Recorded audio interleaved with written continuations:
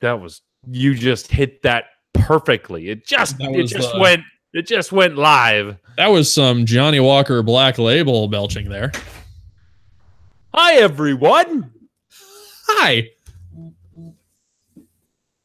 Welcome to the real OCX show. I'm glad most of you, and holy shit, there was a ton of people that enjoyed the pregame show. Wow. Well, I hope you're all ready for this. What I'm doing is we're gonna use some lead belcher here, and we're just gonna go ahead and just jam our paintbrush in there, and we're just gonna paint this. Yeah. Maybe get a little on the horns. Put a happy little turd stain at the back. Happy little turd stain right there. Happy little turd stain right on the bottom of your bantha. Just happy little turd stain. I mean, they're gonna get shit all over the place. You got to make sure that brush is dry as shit. Yeah, for the turd stains, I prefer this nice Bugman's Glow. Yeah, we're gonna go ahead and get some of that and just drop some turd stains right there. Yeah. Jesus. I'm sorry, Luke. No, dude, he did a great job. He did. I mean, he even answered some questions for. He knocked that out of the park. That he never told me about. Fucking that was palette. Thanks, Luke. Jesus, why didn't you ever tell me about that? Fantastic. I will say we got to get that. It gets all dry. Fucking hell. Fucking wet palette. Jesus. we gotta get that man the logo, because just OCX, it just doesn't look right. But no, he's got a logo. He's got a few different logos. No, I mean, I know he does. He's a graphics designer. They look fantastic. Stuff for him. I need Kyle, are you there? Open up the YouTube. Open up the YouTube. I should probably put my because he missed. Oh God! Almost put my earbuds in the beer. Oh, don't put your earbuds in. Just get them a little wet and then stick them in the jack. Makes everything sound great. No, there's not going to be any LCX. No, he does not have that right. LCX? Oh. Oh, boy. If you tell him he can't do it, that's exactly what he's going to do. So if you guys are not a part of the OCX Aces Facebook page, which you should be, I don't know why you wouldn't want to be.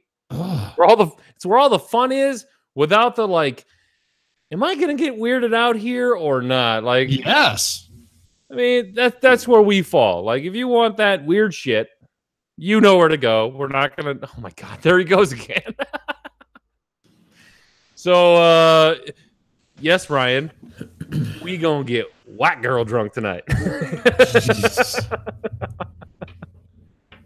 There's no Nightbot here, ladies and gentlemen. You can say whatever the fuck you want. Gunboats! Post gunboats! All the gunboats! Yeah, let's see them YouTube gunboats, Dion. Where's that at? So this was a little, and I guess dry brush in here. Just right on that. Yeah. Shit, this stuff's 5% alcohol. Yeah.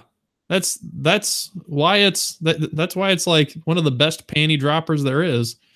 That and Arbor Mist. Holy shit. Okay, so this is probably the first legit Zima I've had in probably 15 years. Let's see. What kind of weird ass place were you at in your life?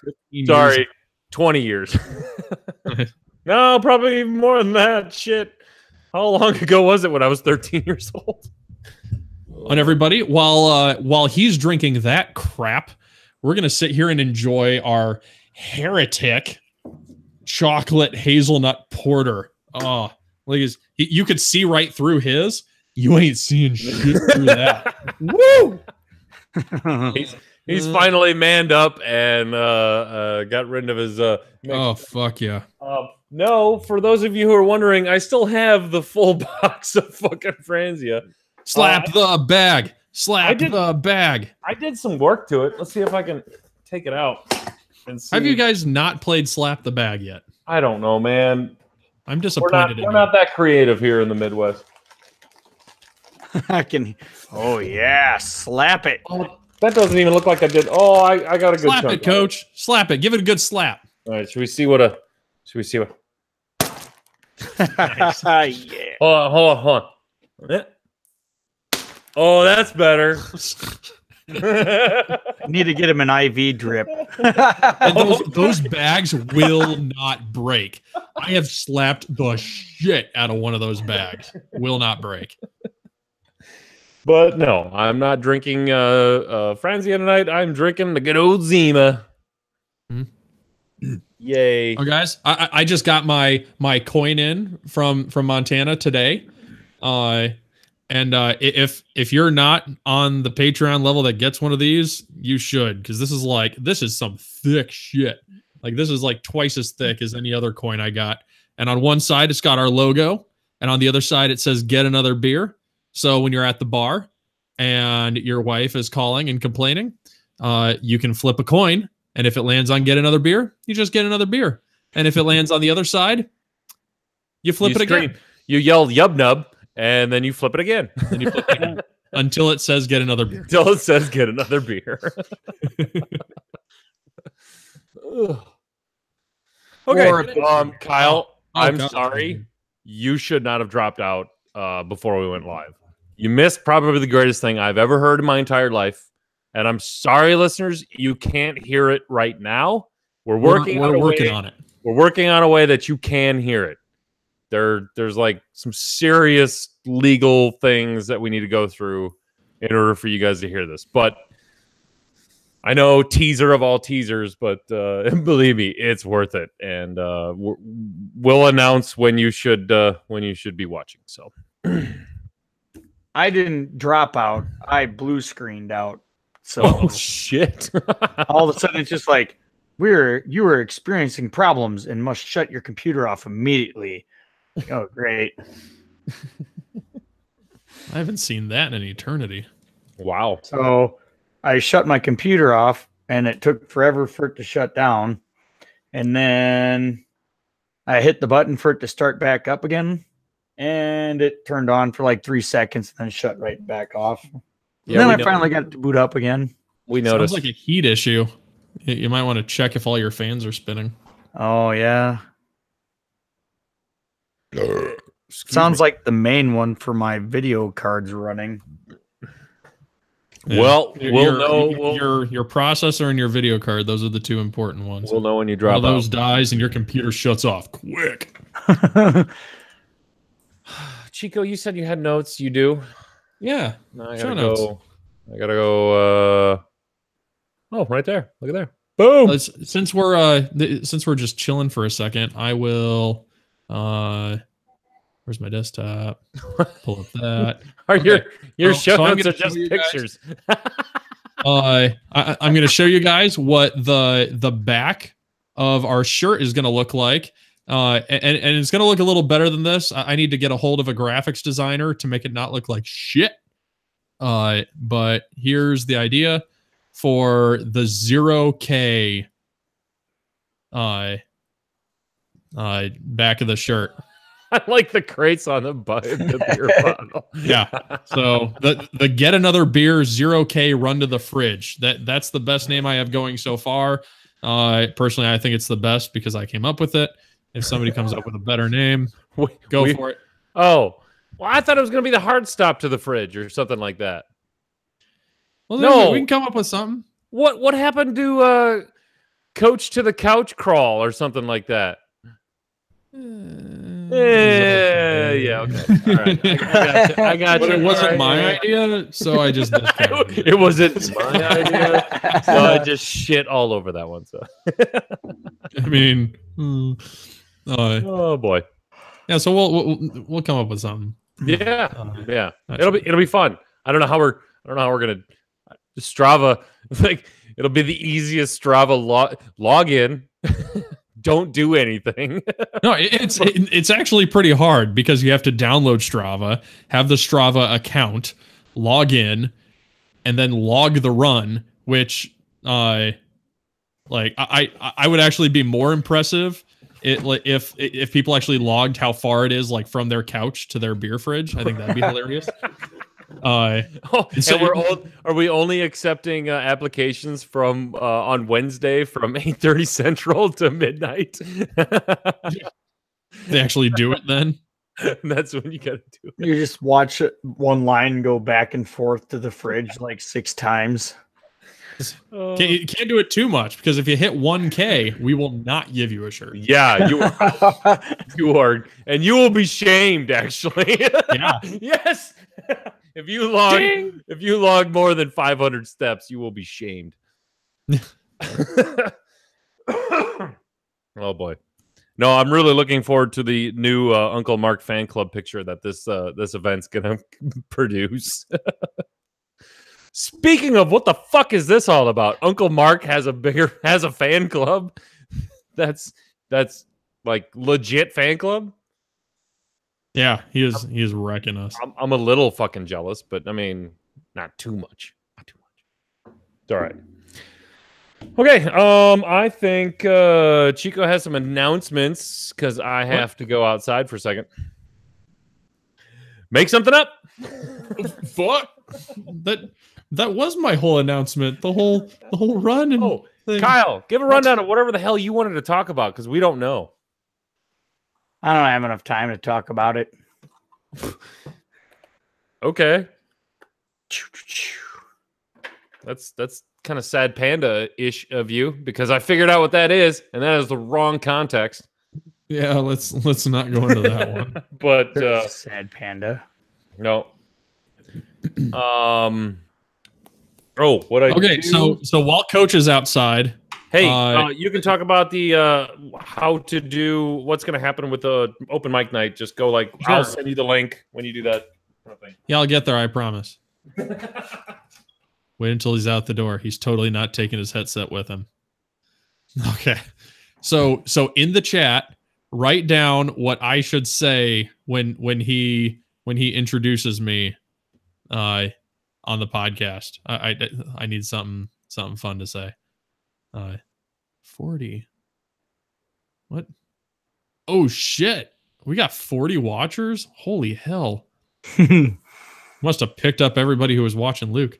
So yeah, since we're doing like an open mic thing, send a message to Coach, and he's kind of bringing on like 1 or 2 people at a time, and we're just gonna kind of go through this latest article that dropped, and you can either just come up with some random thing you want to talk about, and we'll shoot the shit with you, or we're gonna just grab a card from the article, and we can talk about that card.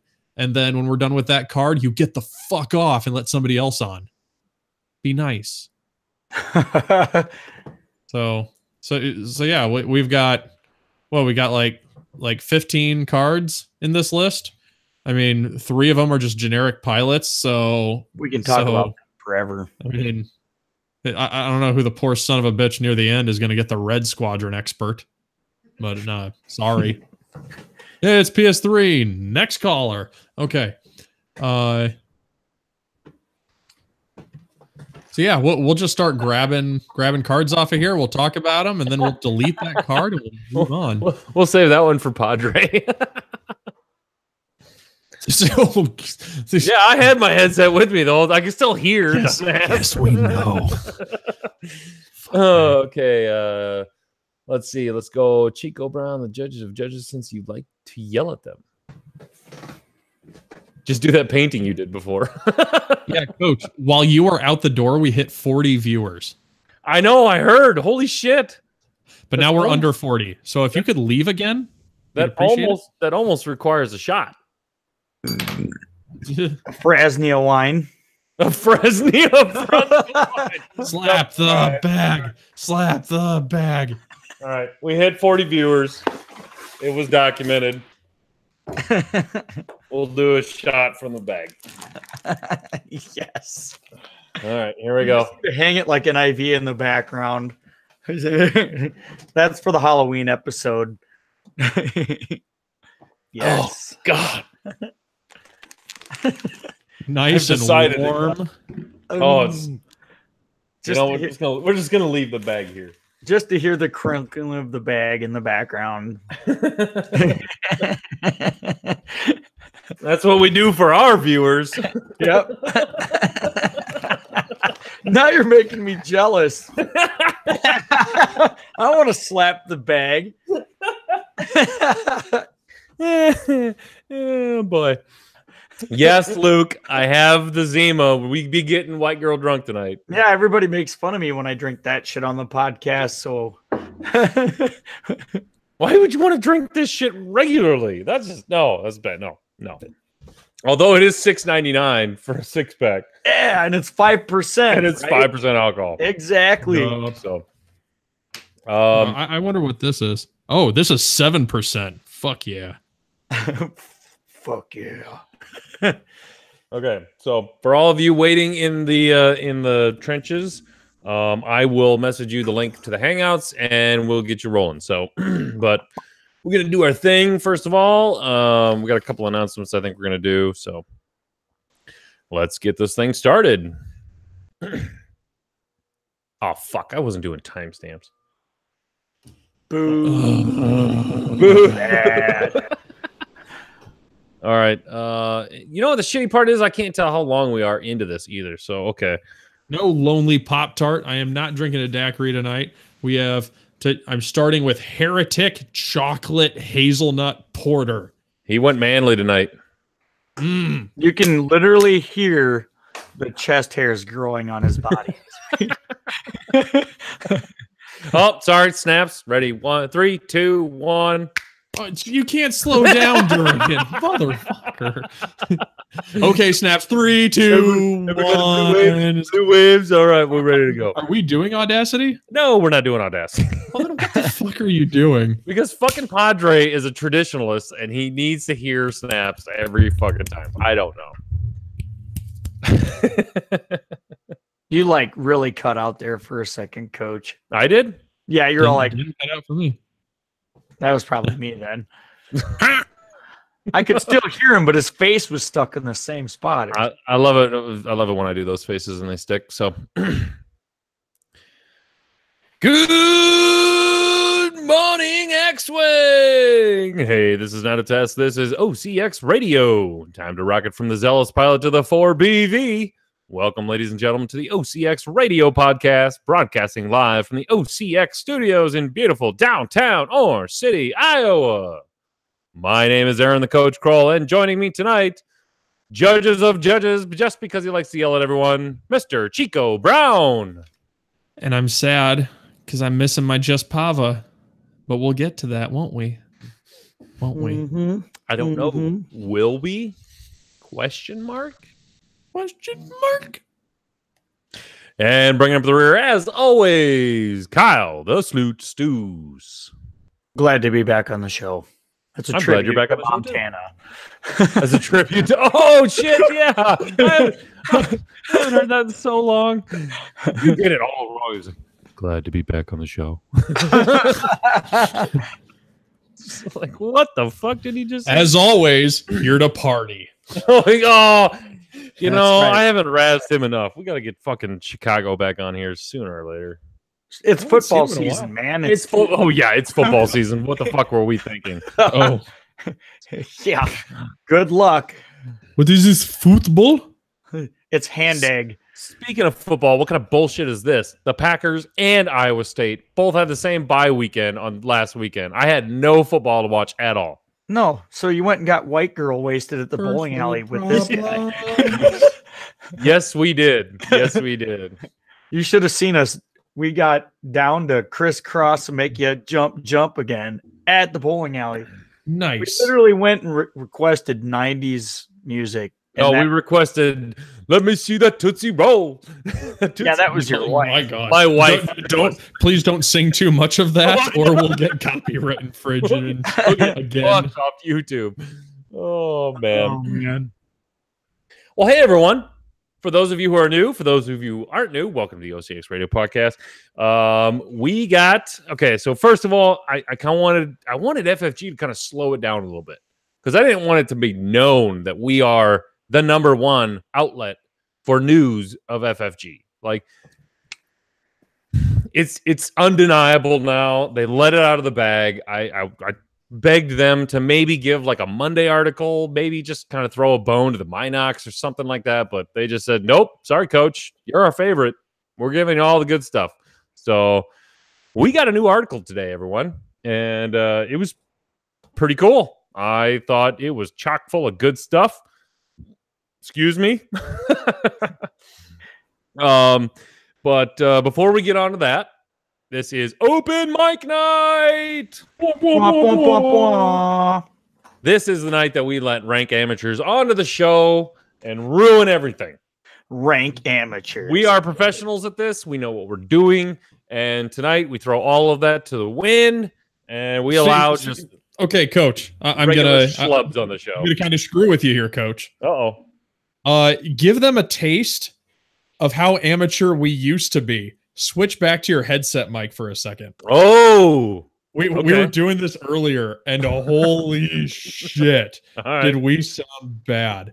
So just listen for a second, because we got some of these microphones with the Patreon money. It sounds great. So here's what we used to sound like. Go, Coach. So when usually I used to sound like this. And God, I didn't think it was that big of a deal. I thought I came through pretty well, but apparently, man, this is not the way to get these velvety tones through the airwaves. So we're gonna stop this because we're not going back, baby. We're only going forward.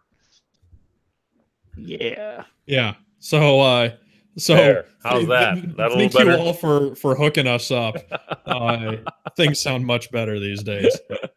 And they never realize it until they go. Yeah, it's moments like that remind us we do not thank you Patreons enough. I hope that our drunken antics are at least enough entertainment to keep you around. So thank you for joining us. So while I go and get our first two contestants to be on the show to further along the wonderful content that we're going to provide everyone tonight, let's have Chico and Kyle explain how awesome OCX pregame was tonight. Oh man, I will. Yeah. So I'll just give you kind of a rundown of what it kind of looked like. This will be great for the people on the audio. Where's my shit brush? There's my shit brush. There we go. So it was a whole bunch of Luke going. Now here we have some Bugman's Glow, and we are going to put a happy little bit of poop right on the tail of our bantha. Yes. And then we were going to wet blend the poop. Right into the tail. Just look at that. Yeah, he did it much better. So he did some really cool stuff. He was switching back and forth between a model he was doing with an airbrush and a model he was doing with a regular brush. He did some layering, some wet blending, showed how to use a wet palette. Because like me, I just kind of use one of these little El Cheapo things with the little divots to put all my paint in. He showed how to set up a wet palette so your paint doesn't like super dry in the middle of doing some big giant fucking beast like this bantha that I'm going to try to work on next week. We'll see if I get to it. And showed us how to take even good paints like the Citadel stuff and thin it down to something that really works out great. So I definitely recommend it if you're interested in painting at all. He makes it look really freaking easy. But if you just put some time to it, just get one of these freaking things in your hand and practice, and sooner or later you'll be making something that looks good from about that far away, and that is excellent tabletop quality. Because like something from that far away is like, yeah, like that looks a heck of a lot better than just nothing. I mean, like I'm working on this guy, the Biv guy, and I've only got like his arm done and his boots. Boots are really easy. They're black. But yeah, so starting to work on him, and instead of just looking like generic plastic, it'll actually look like a thing that he got from McDonald's for my kids. Yeah.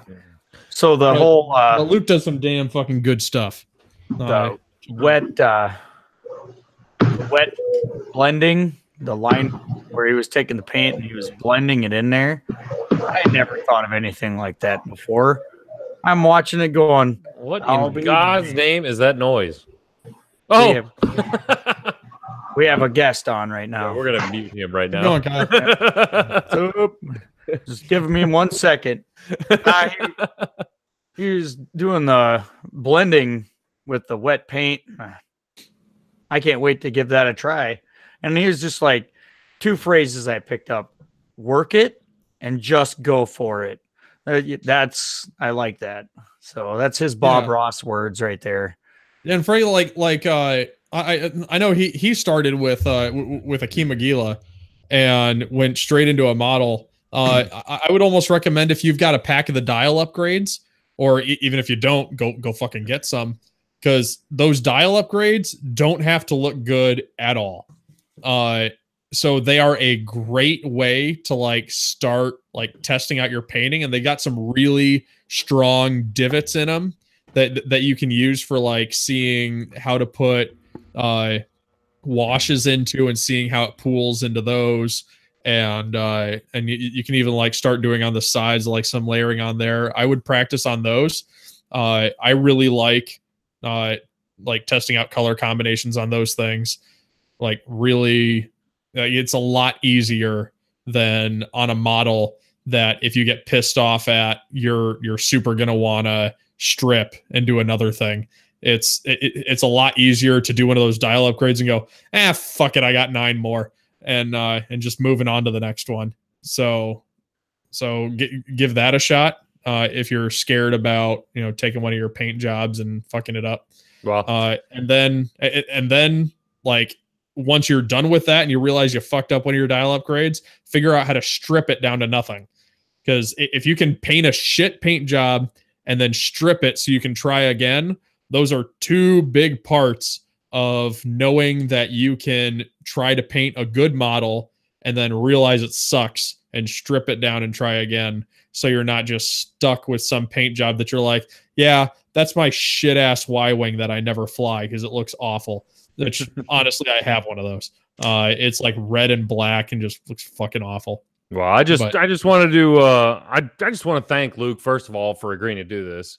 I haven't really heard a thank you from Luke yet, thanking us for letting him on, using the brand, but I'm sure that's coming. It's in the mail.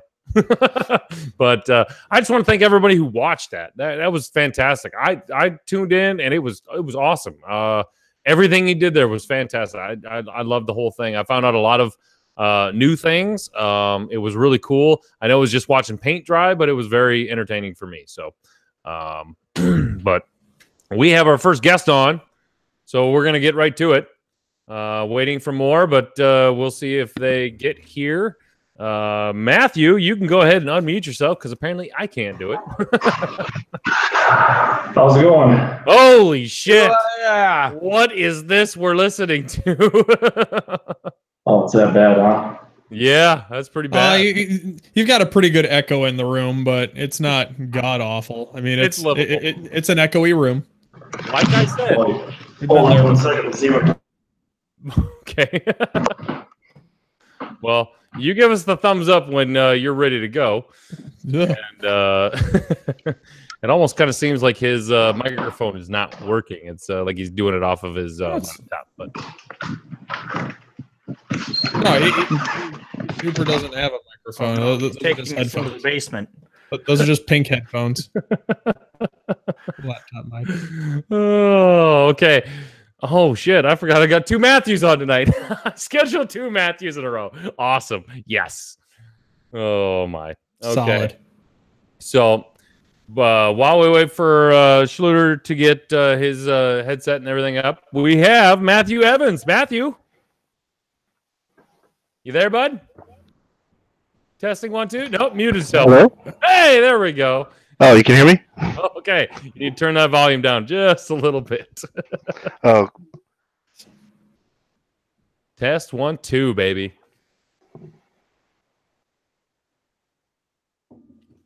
Should almost have like a live setup for it'll work. Whatever. Okay. If you're louder than I am, then we might have a problem. But I think you're going to be just fine. Matthew, welcome to the OCX Radio Podcast. Hey, it's good to be here. I think you've been on before, right? No. Well, Harold's been on before. You guys have talked about me. I'm Uncle You're Mark's only minion. allowed to be on if you bring me ice cream. In the form of a daiquiri. in a form of a daiquiri. Harold gives me those bets during games. He'll declare a bounty on my opponent and say, if you win, I'll buy you some ice cream. And I haven't not left with ice cream before. So that's a pretty good string you're going to go in there. I had a chance until he opened his damn mouth. Thanks, Harold. Well, that was a fun game, though. So, yeah, I had a good time. I think the first card we're going to talk about. No, he gets to pick the card. Oh, you get to pick I what get we to want to pick talk the about. card. Oh, you get to pick the card. the card. Oh, wow. I didn't know this. Okay. What now? He's going to pick the threat card. That's what he's going to pick. The threat card? Actually, yeah, let's go with the threat card. No. It has Jessica Pava on it. It does. We're going to bounce your ass. Everybody was worried about Jessica Pava, but she's back. Right? Back. All right. So we're going to go to the threat card. There's only one, right? Poe Dameron's threat card? Yeah, so it's got Poe Dameron, Jess Pava, and a Black Squadron ace. Correct. Yeah. So what are you excited about on this threat card? Now, do you actually play threat games? Or I have played some threat games, mostly with Harold and some other people, but it was just kind of to get set up and to try to teach other people in the game, really. I mean, if you look at some of the threat builds, like you can put everybody from A New Hope on the Millennium Falcon. Nice. I honestly haven't looked at any of the threat cards from the big pool of threat cards. I looked at the ones in the core set and went, huh, and then I tossed them in a box and I've never seen them again. Fair enough. I know there were a lot of people like for the initial day, like the release kit. They had a threat build event, and I imagine we'll see them again. Now for this threat card, it doesn't look like there's anything too crazy, because like we've seen on some of the other threat cards where it ended up being an upgrade that wasn't on the ship. But looking at this one, they look like standard upgrades. Like I don't see anything on here that's crazy. No, I'd have to agree. Yeah, I was pretty sad about the Fang Fighters and no Afterburners, but when those threat cards came out. But yeah, it doesn't look too crazy. I mean, I think it's good to see that. I mean, Jessica Pava is going to be a card in there. I know a lot of people like to play that ship. Yeah, Jess was a lot of fun in first edition, and I'm hoping T-70 pilot, kind of like with what we've seen with the ships that have been spoiled for the First Order. A lot of the abilities were kind of kept the same and just kind of changed the lingo so it fit into second edition. And it seems like a lot of the ones for the Resistance have stuck the same, except for Poe, which I'm sure we'll talk about sooner or later. His changed a little bit, but the other ones we've seen have kind of stuck the same, and that's cool. I mean, I like those abilities. None of them felt oppressive, so keeping them the same, I think, is a good idea. Yeah, I would agree with that. I wasn't a big Resistance player. I mean, back in 1.0, I'm more of a Scum loyalist, but yeah. But I definitely played a lot against Jess Pava. My buddy Nick loved that in A-Wings. Yeah. Okay, with this threat card, I'm assuming Afterburners are not going to be an upgrade taken by the T-70s, correct? I mean, you could. Yeah. I mean, this is going to be like the Fang Fighter, where it's like, it's on the threat card because it's cute, but in the actual game, you're not going to be able to do that. I mean, I don't see why not. Have mods. Like the T65 allows you to have a mod slot. Why wouldn't this allow you to have a mod slot? That's true. I guess I can't argue with that logic. I mean, the one thing I would be worried about is they've got this Poe. They've got him stacked with upgrades. Like proton torpedoes is expensive. Afterburners is expensive. BB-8's going to be more expensive than the other BB droid. And you got the title. I mean, integrated S-foils is probably going to be free, just like the T-65. But it does confirm that in the article. It says this free upgrade in the text. Oh, there you go. So, but still, I mean, that's probably an expensive fucking Poe Dameron. I mean, like, you look at like people running Luke Skywalker loaded up, sitting there at damn near 100 points. I could see Poe getting close. He's probably. I'm going to guess that this Poe right now is going to be over 100 points, because if you look at Jessica Pava and you look at the Black Squadron Ace, I mean, they can't be pushing over 100 together, you think? It might be, maybe. I was thinking Vader levels. We're looking at 100 points would be 50% of your list. And in first edition, if you took just Pava and loaded her up, hull upgrade, R5 Astromech, you might get into the high 30s. So yeah, I can't imagine her cranking that high. Yeah. Well, I tell you what, to get one more opinion on here, we're going to introduce, once again, maybe Matthew Schluter. How's it going, buddy? Well, let's see. Is this a little bit better this time? Oh, my God. What are you hiding in a closet? Nailed it. Way better. All right. Yeah, I kind of went into the laundry room right now, so that's where I'm hanging out. No, it actually sounds pretty good. There's like no good. Echo on that one. Yep. Well, if I ever decide to start a podcast, now I know what room to start with in my house. Well, if you actually want some like real advice, if you look at Coach's setup where he has like t-shirts behind him, like I know he just set that up as like a madman trying to display all his bullshit. But when you have a bunch of like shit on the walls that bounces the sound into like different areas. So like on the other side of my room, I've got some like window drapes that kind of stop the sound for me. Yeah. That's perfect. Yeah, so it keeps the sound from bouncing around in your room. If you get in a room that's just bare walls, you're going to echo like crazy. That's why you see, if you like look at like professional sound rooms, they have like little pyramids of foam all around the wall, and the sound just gets scattered every direction so that you don't get much of an echo. So an X-Wing does need more podcasts. Yeah, lots more podcasts. Right. Like I already have on my Podbean, like 9 of them I listen to. Yeah, like it is a legitimate problem for me trying to figure out which ones I'm going to listen to at work, and figuring out how much like time I'm going to be running and how many podcasts I can listen to during the week while running. Because if I listen to them all at work, I don't have shit to listen to while I run, and I get bored. Like this is a real like first world problem. I drive semi for a living, so this is basically what I get to do. Is go. Another podcast. So, Schluter, what do you think about the threat card? Oh, let me pull it up here really quick. It's got basically it's Poe Dameron, proton torpedoes, BB-8, Black 1, integrated S-foils, and afterburners. Oh Lord! And that's super cool.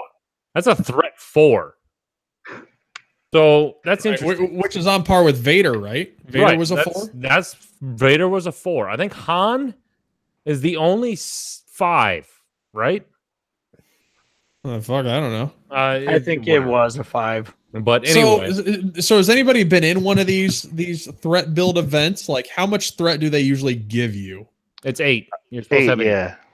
Okay.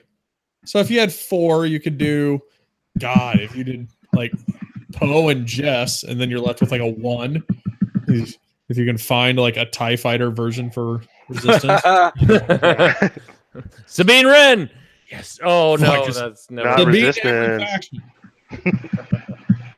So she might still be around. Spoiler alert. Yeah. Rebels season 5. We don't know. Whatever. But no, in that new Resistance kids show that came out. Oh yeah, the cartoon series on Sunday. Yeah, has anybody watched that? Side tangent. Let's go there. No, I actually have watched it. I've seen it. It's like Power Rangers, but with racing spaceships. I think there's potential for a ship for every faction, or a new pilot for every faction in that show. Oh, I'm sure we'll get something like that red like TIE Interceptor Advanced Defender bullshit. I don't know what they want to call it, but there's even an old Imperial defector in that. Yeah. As one of the ace pilots. Yep. What is it now? There's an old Imperial guy who's like his ship's cobbled together from a bunch of different Empire ships. Oh shit! So it's gonna be like one of the shit. What do they call it? Uglies? An ugly? Yeah, but he's like an old Imperial TIE Disney fighter won't pilot. call it an ugly. I mean that's a bad word. So yeah, I only was able to get down about 2 episodes of it, and that's all I could stomach. Mainly because I get it how it's supposed to like be geared toward kids and stuff like that. And I'm not going to discredit anybody who wants to watch it, but quite a few of the characters remind me of Jar Jar Binks from Phantom Menace, and I just that's what I was kind of worried when the other show came out, Rebels, and like holy shit, did that kid sound exactly like Aladdin? Like you could take one of those scenes where like he looks at the screen and goes, "I know, right?" and like puts his arms out, and there was like an exact carbon copy from a scene in Aladdin where he did the exact same thing, and I was like, "Holy shit, this is gonna be Aladdin style." And then I sat there thinking, I was like, I kind of fucking liked Aladdin. That bird was hilarious. Oh, well, went to the live version, right? So I was okay with that. I enjoyed Rebels. I think they did a good job with getting a little deeper for the adults that were watching. Yeah. But I see this new thing going even harder towards the kids. You've got to wait for the first season to be done with. We'll see. I mean, I'm going to give it a shot. Yeah. But we'll see. I'm super excited for the Mandalorian when it comes out, but yes. Oh my god! Oh no! God damn you, Matthew! We're not going there. No. Off. I mean, no. I you can't see it right now, but I got the skull on my shoulder. I am Mandalorian through and through. I am fucking ready for that. We're gonna let Schluter name his card out of the set that he wants to talk about, unless he wants to talk about the Mandalorian for the next 8 or so minutes. Then we can talk about Mandalorian. I was gonna say the Mandalorian. That's the what's new. What's there to talk about? They all they did was show us like one picture of a Mandalorian, which was enough to get me off twice. we're fucking fanboys. You know we can shit postulate till the fucking end of the night on that one still picture. Oh my gosh. Chico just put that in the old shower bank for memory and Spank Bank. Yep. Star Wars Spank Bank. It's got like Ula and or whatever her name was. We're not going there. No, we're not going there.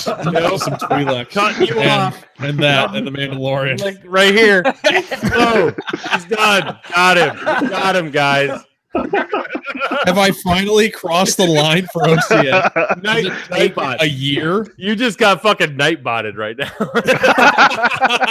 Oh, fuck Nightbot. All right. Schluter, what do you have a card you want to talk about, or you got floor's yours here? So, all right. Well, I was kind of looking at this and just like on the threat card, and then how they have the setup for Poe. It just looks nuts with the freaking protons, the afterburners integrated, Black One being able to do that slam and then go across, and it just looks like it's going to be. And plus, with his built-in push to limit ability, he just looks like he's going to be the ace of aces. He's going to just be awesome.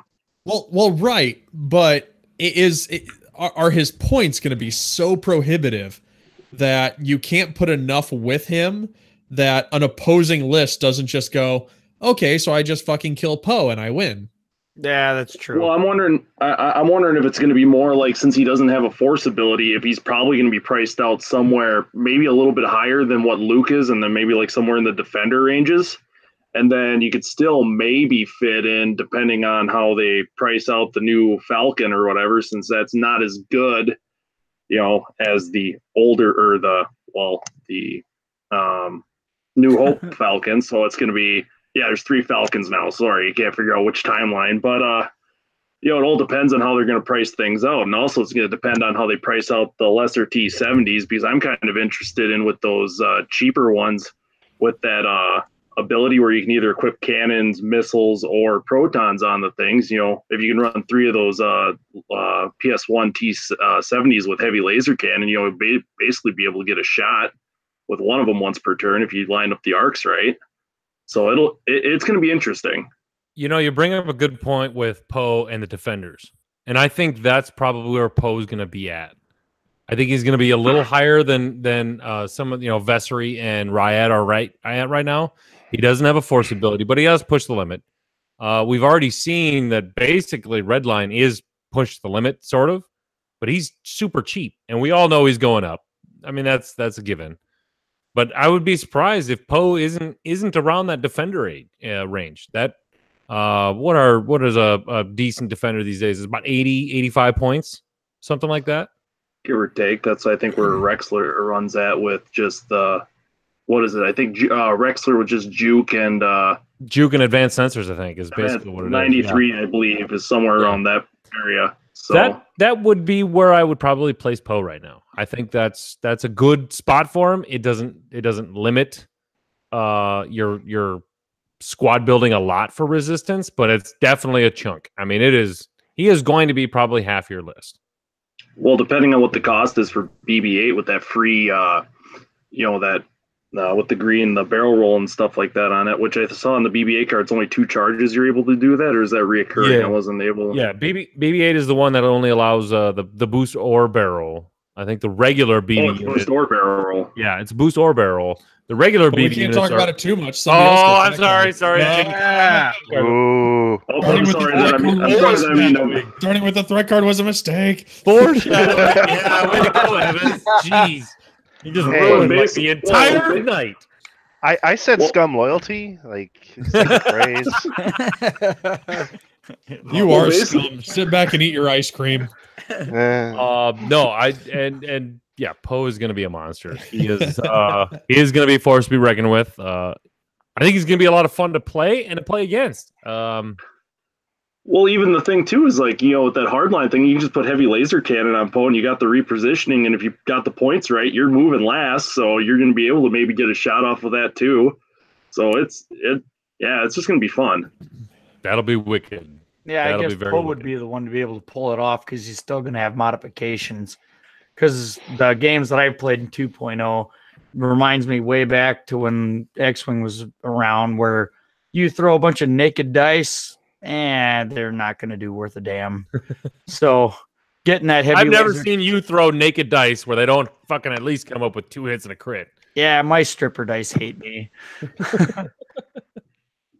But yeah, I was thinking about that when I saw that. It's like, well, Poe can, do some modifications after he does some repositioning to make that heavy laser cannon work to get the value out of that extra attack dice. But if you put yourself in a position where you have to reposition too much and you don't get any modifications, the heavy laser cannon's worthless.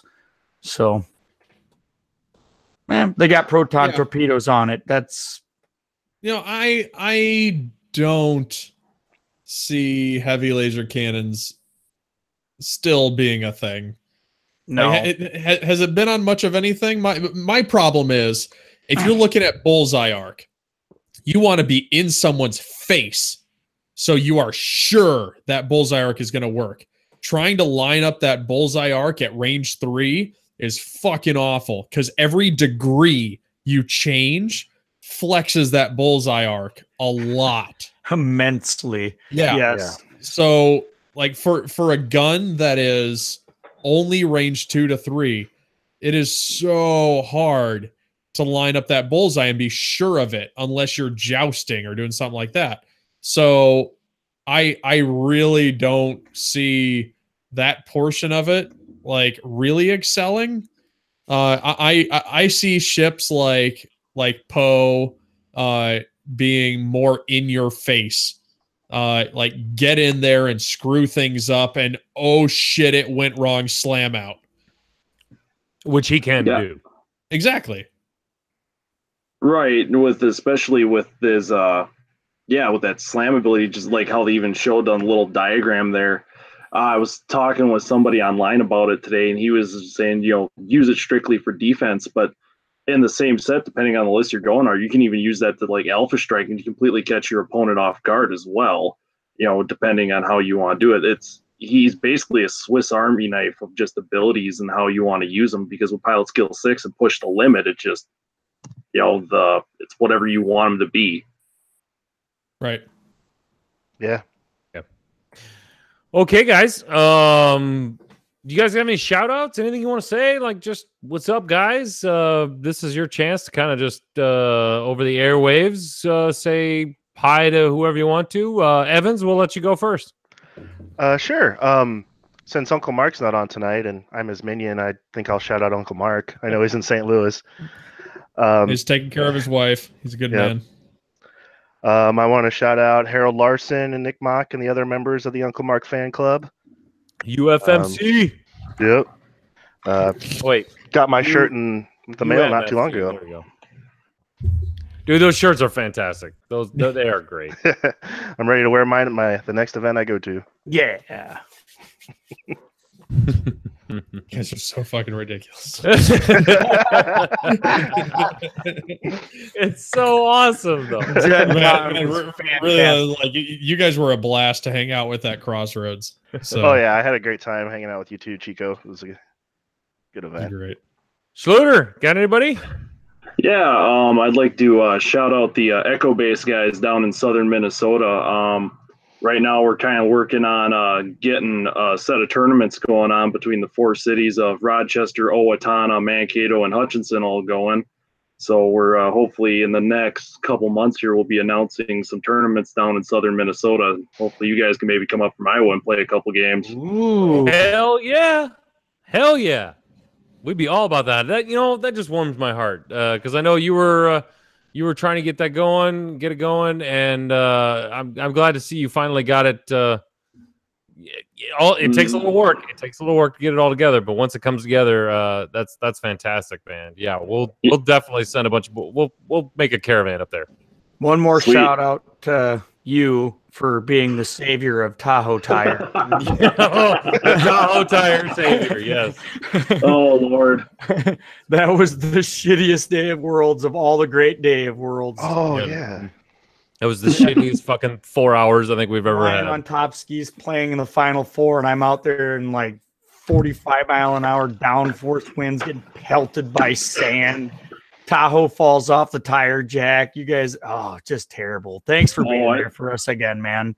Yeah, no problem. It was just funny walking out. I was walking out FFG Center, walking to my vehicle, and I just look over and I'm like, that doesn't look right. I better go over and see if they need some help. and you went above and beyond help. I mean, it was crazy. It was, we can't thank you enough for that day. That was amazing. So, no problem. But hey, I want to thank you guys for coming on the show. We're gonna do this again. So don't be strangers. Like I said, I usually keep track of everybody who's been on the show. And when we need to fill in, we usually go down the roster. So, Sweet. You promised me an Uncle Mark and fan show, so a long time ago. we can make that happen. I think we can make that happen. All right. That's going in my notes right now. His fans and the rest of us get a night off to just troll in the YouTube chat. Yep, that's a UMFC only night. Done. Oh, Lord. Check mark. Big one right there. See? Oh my god. UMFC. It's down. That's happening. But it's gonna be surprise.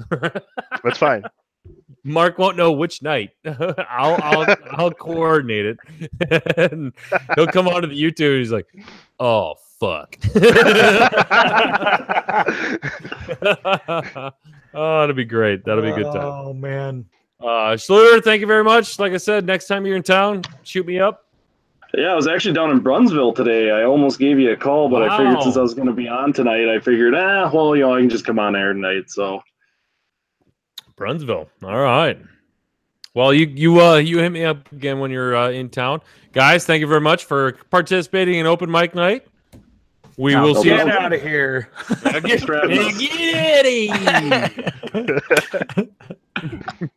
Thanks, guys. Thanks. Yep.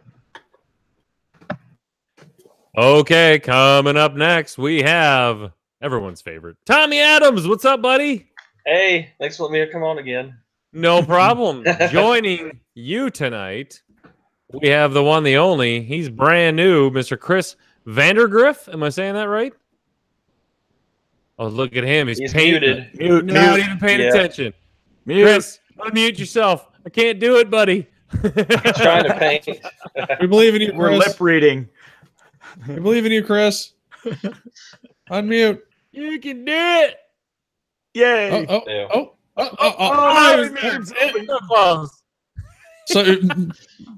So Tommy, have you been on? Have you been on Stay on Target more or OCX more now?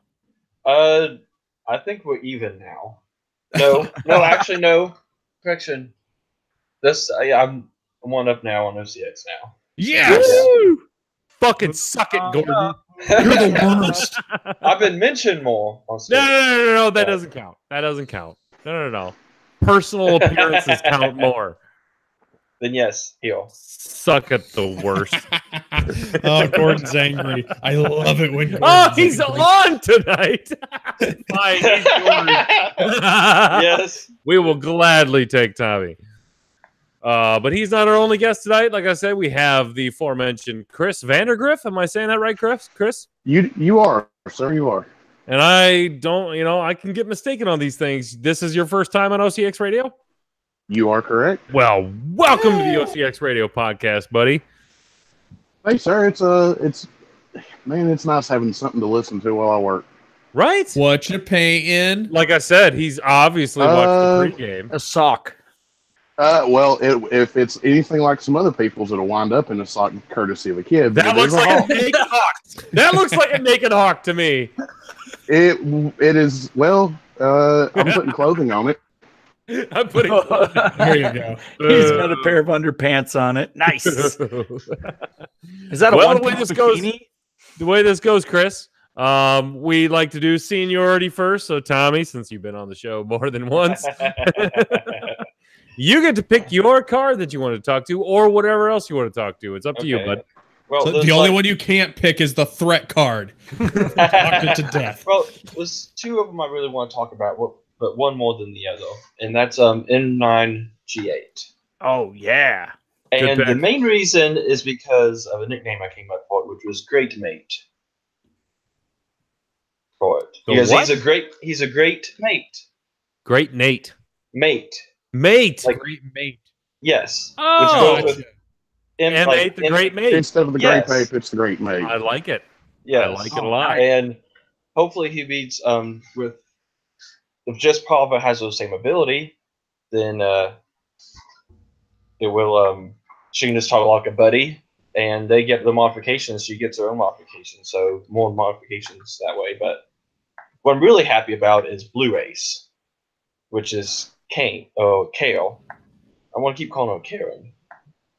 Say Blue Ace. You got to pick one. Are we doing M9G8 or Blue Ace? We can do Great Mate. Yeah, great Great mate. Yes. Yeah. So he's kind of like we saw him a lot with as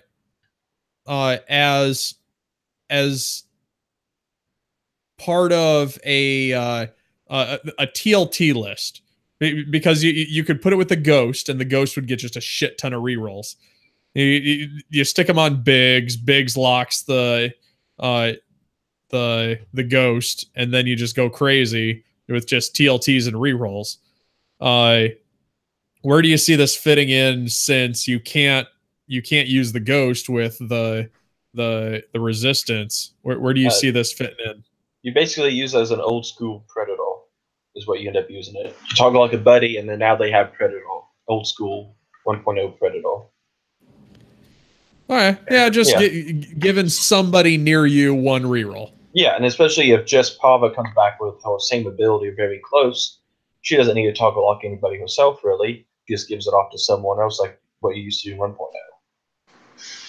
Right. And it's interesting, since they've changed the wording of the lock action, where you can lock pretty much anything that's on the board, you know, whether it's a friendly ship, enemy ship, asteroid, debris, a forgotten die or token, you know, who cares?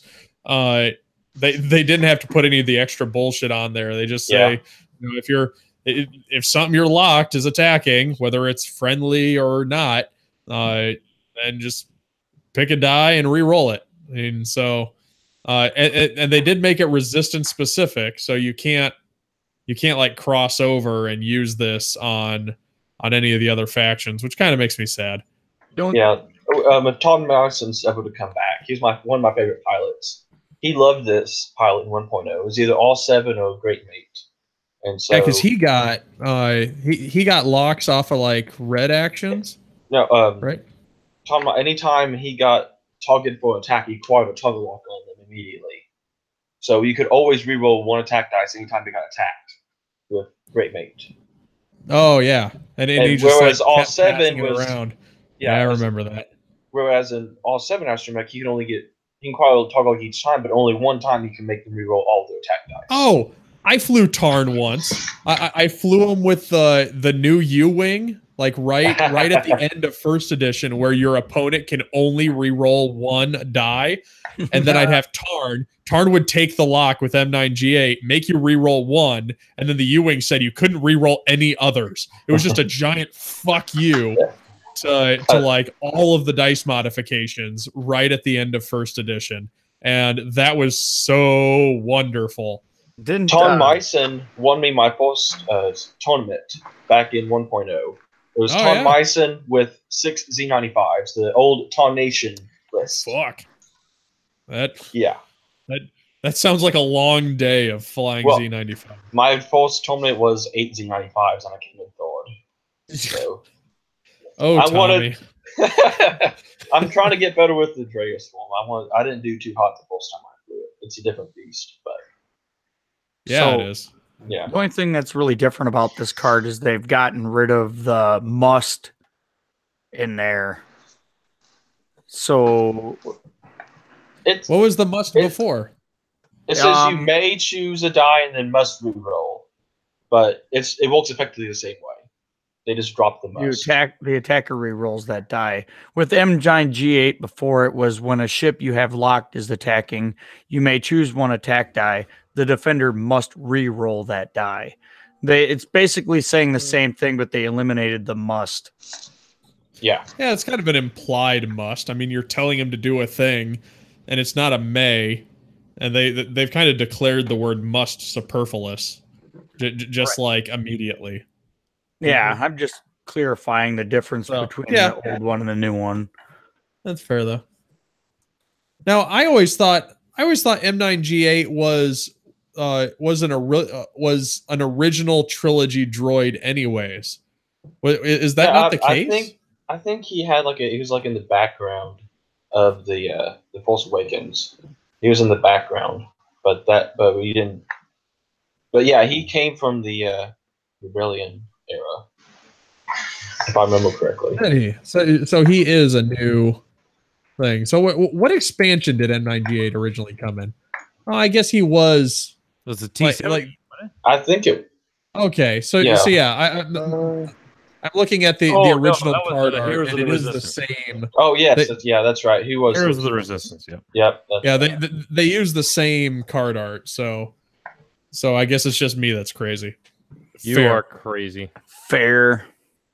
He looks a lot like the OCX Drunk Assist Astromech too. That's what I thought too. I missed that guy. I thought that too. I missed that guy so hard. Put it in paint and change the black to blue, and bam. Is that a new card art idea? That might be a new card art idea. That reminds me. What how you're gonna have your your wedge card. On the flip Yes. side, Whoa! We don't disclose undisclosed stuff on the line. No, we've mentioned Yes. the wedge. okay. on the back side, you should have Luke Skywalker with two U's. Have a zoomed in picture of Luke Carrington's face grinning, and then have in the bottom corner the OCX pre-game show to advertisement for it. So it's a double-sided wedge and Luke card. Tommy, you just light bulb in my head. How has OCX not made an alt art card where Luke Skywalker is drinking a beer in his X-wing? How has that not happened? It needs to be Luke. That's the one where Leia hands him a beer. Leia hands him the beer. How is that not a thing? Shit. Very true. All right. I'll get working on that. You get on that. Yeah. Photoshop that's a Luke. must happen. And bam. That's why Luke was so good at flying his X-wing. It had nothing to do with the Force. He was like me. wasted. Just like me, I can close my eyes and I do this podcast with my eyes closed. Just Force, baby. I just do this with the Force.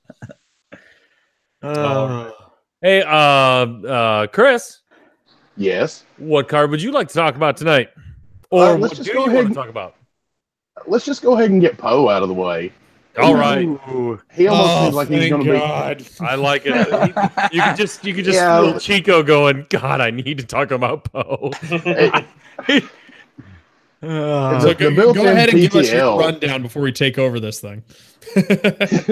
Okay. The built-in push the limit. It's built-in supernatural without the charge token on it. Let's Ryan Farmer the shit out of this one. Well, I don't know if I'd call it supernatural because supernatural is before you reveal your dial. This is after you perform an action. So at least you need to find a moment to perform an action. So either you're getting coordinated early to do it before, or you're doing it at your normal action phase. What do you want, Coach? What do you want? Damn it! For all you kiddies listening at home, Poe Dameron is a pilot skill 6. After you perform an action, you may spend 1 charge to perform a white action, treating it as a red. Basically, for all you motherfuckers listening at home, pull up the goddamn article and just follow along. It's not that hard. And he missed. People are driving. People are driving, Chico. He missed my favorite wording on the card, though. Sorry, Matt. I'm sorry, Matt, and your semi-truck that you can't read. Sorry. He's the trigger happy flyboy. He's the trigger happy flyboy. Trigger happy flyboy. That's right. Like some of these subtitles. Oh, okay. So I'll admit when they announced the thing and that lady got up and she was just squealing about her subtitles and how excited she was, I was like, okay, yeah, whatever. But as I see more of them, some are just like they're hitting me in the giggle spot. I'll admit it. Some of these are, like just Ace of Legend, Trigger Happy Flyboy. I mean, some of these are really good. So some of them are like, okay, that's dumb, whatever. That's Alex, Frank, and Max just fucking with us, just making sure we pay attention. Yep. And I'm sorry, but the one reoccurring charge is just fantastic. It's just awesome. Well, I think that's brilliant. Now, personally, like there's a lot of stuff they've thrown into second edition that feels like so much extra than it needs to be for something that seems obvious. Like if they would have, like, they could have put on here, once per turn after you perform an action, you may do this. Now, they could have done that, but they're sticking in their design space, and they're giving it 1 charge, 1 recurring charge, essentially once per turn. And they're having this happen. Now, it feels extra. You got an extra token you got to manage. You got to remember to flip it over. You got to remember to flip it back. But it's making it so it is within their design space, so they can in the future potentially do things with it. Exactly. They're just looking out for the future. That's it. Chris, Yeah. what do you like most about this this card? The ability to reposition via coordinate through either 3PO or even possibly the resistance bomber, depending on what the action bar looks like on it. Yeah. Yeah. His ability to reposition is just crazy. It's just fucking crazy. Yeah, like so something with coordinate will be interesting. I'm not entirely sure if coordinate is necessary. If you drop like BB-8 on there, which we'll get to. So it may not be necessary because he's going to be a lot of points. I think you're going to need like a finisher. Oh, he's kind of the finisher. Fuck, I don't know. He is definitely he's the finisher. Possibly combo with Ray and Finn. Yeah. That'll be interesting to see how much you can load up onto one of those fat Falcons, or even With if that's Poe. going to be viable, and then still have Poe there as a finisher. Yeah, that'll be interesting. I like the way I like the fact that it's a red.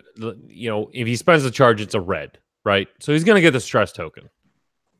Chris, what do you think the dial is gonna look like for the T70? They've already spoiled it.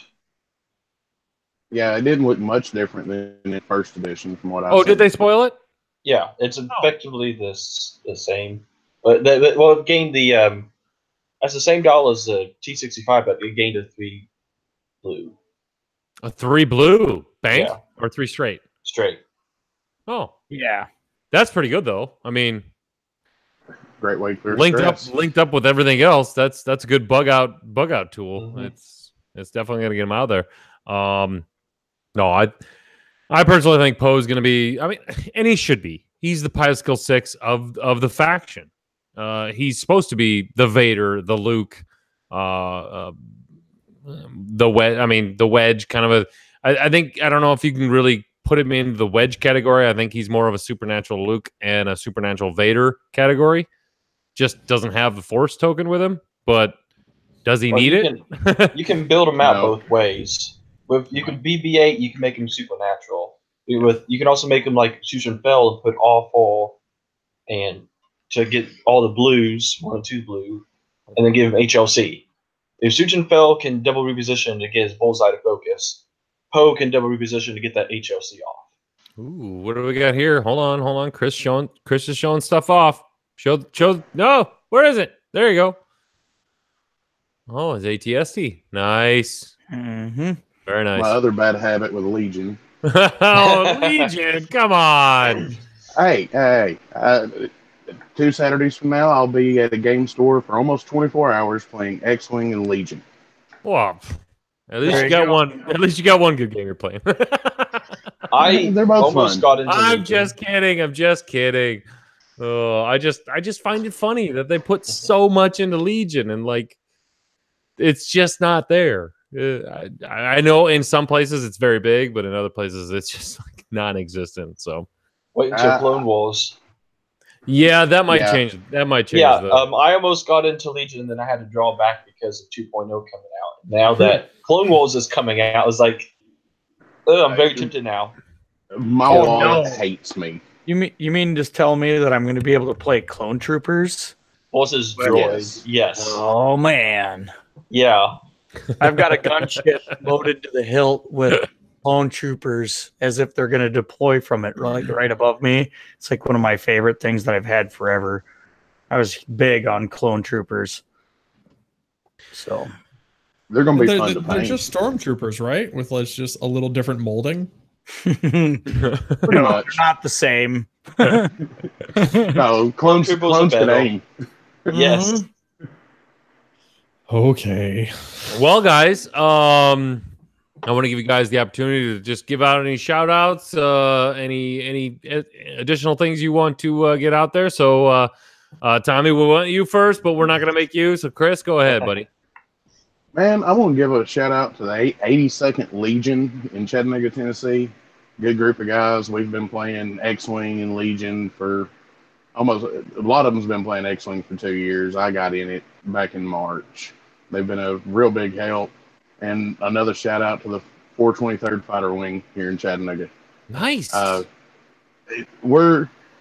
listen to OCX. I enjoy the drunken rants. Unfortunately, I'm gonna have to go refill. You need to get another beer. That's what you need to do. Sounds like it is exactly. 0K. Oh, let's see. My 0K includes a handful of steps. I think we got a contender. Yeah. No, I'm a pretender. Yeah, I miss Tennessee. I used to live in Nashville, and we always used to roam over to Chattanooga if we really wanted a good night. So there's still to be had in this town. You just got to know where to look. oh, I can usually sniff out a good dive bar, pretty good. But no, like I said, I miss Tennessee. That's great. You guys got what was the name of the squadron again? The 423rd Fighter Wing. 423rd Fighter Wing. So if any of you listeners are in Tennessee and you don't have a squadron, go check out the 423rd X-Wing Squadron. Go check them out. Do you guys have a Facebook page or anything? Or we're changing the name of the current Chattanooga X-Wing page to the 423rd Fighter Squadron this week. I'm not sure when they're planning on changing the name of the page, but we meet up at the Epicos on Brainerd Road on Tuesday nights for X-Wing night. Awesome. So Tuesday nights, go check it out, guys. Yeah. And I also appreciate just you changed guys the having me name of on. our group. You just changed the name of our group? No, my Fort Wayne group. It used to be Fort Wayne X-Wing and Legion and Destiny and all this bullshit, and it just started piling on. And I'm like, and then I shortened it down to like just FFG games. And I went, you know what? Fuck it. We're having a squadron, and we've all been wearing like Rogue Squadron emblems. Me, Luke, and a few other guys. So now we're Rogue Squadron. Fort Wayne X-Wing, Rogue Squadron. Mm-hmm. So I'll be working on logos for us and T-shirts and stuff soon. You gotta have swag. You gotta represent. Go to an event. Exactly. Go off your thing. Be awesome. I tell you what, Chris, when you get that all settled, just post it on the OCX Aces Facebook page. We'll blast that all over the place. So we'll get the word out for you, buddy. Hey, no problem. That's what we're here for. It's not like I got a day job. Shoot, I almost wish I had yours instead of mine. Oh, no, you do not. No, you do not. Oh, but hey, man, it was great having you on. It was a like pleasure. I said, to the other guests, I usually I keep track of the names that are on. They know the program. So, hey, we usually try to do an open mic night once a month. So we'll keep you in touch. Will do. Thank you, sir. Thank you, bud. Tommy, what do you got for us, buddy? I'd like to shout out to Bluegrass Squadron and the Outer Rim Heroes, both of which are in Louisville, Lexington, Kentucky areas. I got a bone to pick with Bluegrass Squadron. I do too. I drove through there. The grass didn't look that blue. I mean, it's not OCX blue. No, I was promised a shirt by a certain someone. And he has yet to come through. Yep. I was going to mention him on air, but I'll get on his case. And then also to stay on target, of course. And apparently, just kidding. I'm just kidding. Apparently, Golden wanted me to trash talk Luke and Chris's Outrider Cup team, but I'm not sure what he's talking about. What? Ooh. I told Golden that he should hop on here and do it himself, but he said no. So okay, we're coming up with a legitimate team. When we started out, we were trying to see if we could all order magazines and get them shipped to different houses in West Lafayette. So then we could create a West Lafayette team with me, Nick Ruivo, Zach Bart, and Zach Matthews, because all of us feel like misfits that we don't have a team, and we were just going to conglomerate and create a team, which is clearly against the rules. But if we could all get mailing address proof that we lived in West Lafayette, it'd be fine. that seemed like a lot of work, so we're just creating a Fort Wayne team.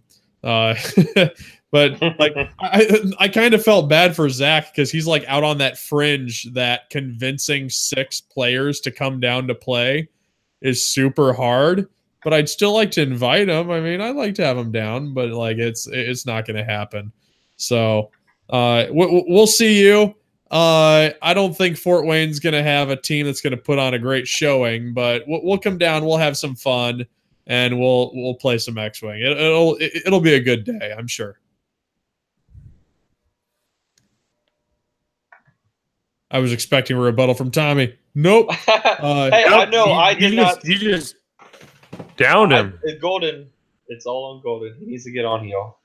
I just said I was going to bring it up, but I'm not going to say anything else. Hey, Gordon, that's what happens when you're the host, buddy. And when you're on a weekly podcast, you get shit flung every Especially single since week. he won't let me on the podcast again. Oh, well, that's because we've claimed you. Sorry, he just threw He you. fears your greatness. He fears it. He threw you to the curb. Patched over. You are now OCX. You were put on waiver wires, and we were #1 and snatched you right up, baby. No, okay, we are not Minoc. We're not talking fantasy Oh, football. come on, just a little Jesus. joke. Jeez, I wasn't gonna go full into freaking why the Steelers still suck. They're doing better than Green Bay. Debatable. How's your Bears doing? Hey, they're 3-3. Hockey season started. Woo! Yeah, it has. And guess who's fucking #1 in the Western Conference? The Nashville Predators. Whoa. No, I play instead of watching. And my last game, I got 4 assists and a goal. I went on a fucking tirade. Oh my God. My daughter scored 7 goals last weekend. Deal with that. No icing. That's actually super impressive. Oh, that does it. It's on. All right. Well, ladies and gentlemen, I think it's time for a commercial break. I love me a commercial break. It super is. I'm empty, and I got a sticker that I'm going to put on my fridge.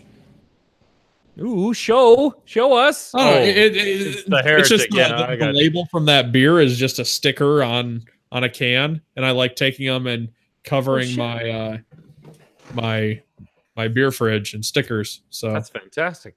Yep, fantastic. All right. Well, I've got a list of people that we're going to have on for after the commercial break, and I will be messaging you here quickly and letting you know if you're on deck or you're still on the bench. Or you didn't make the cut. Or you didn't make the cut.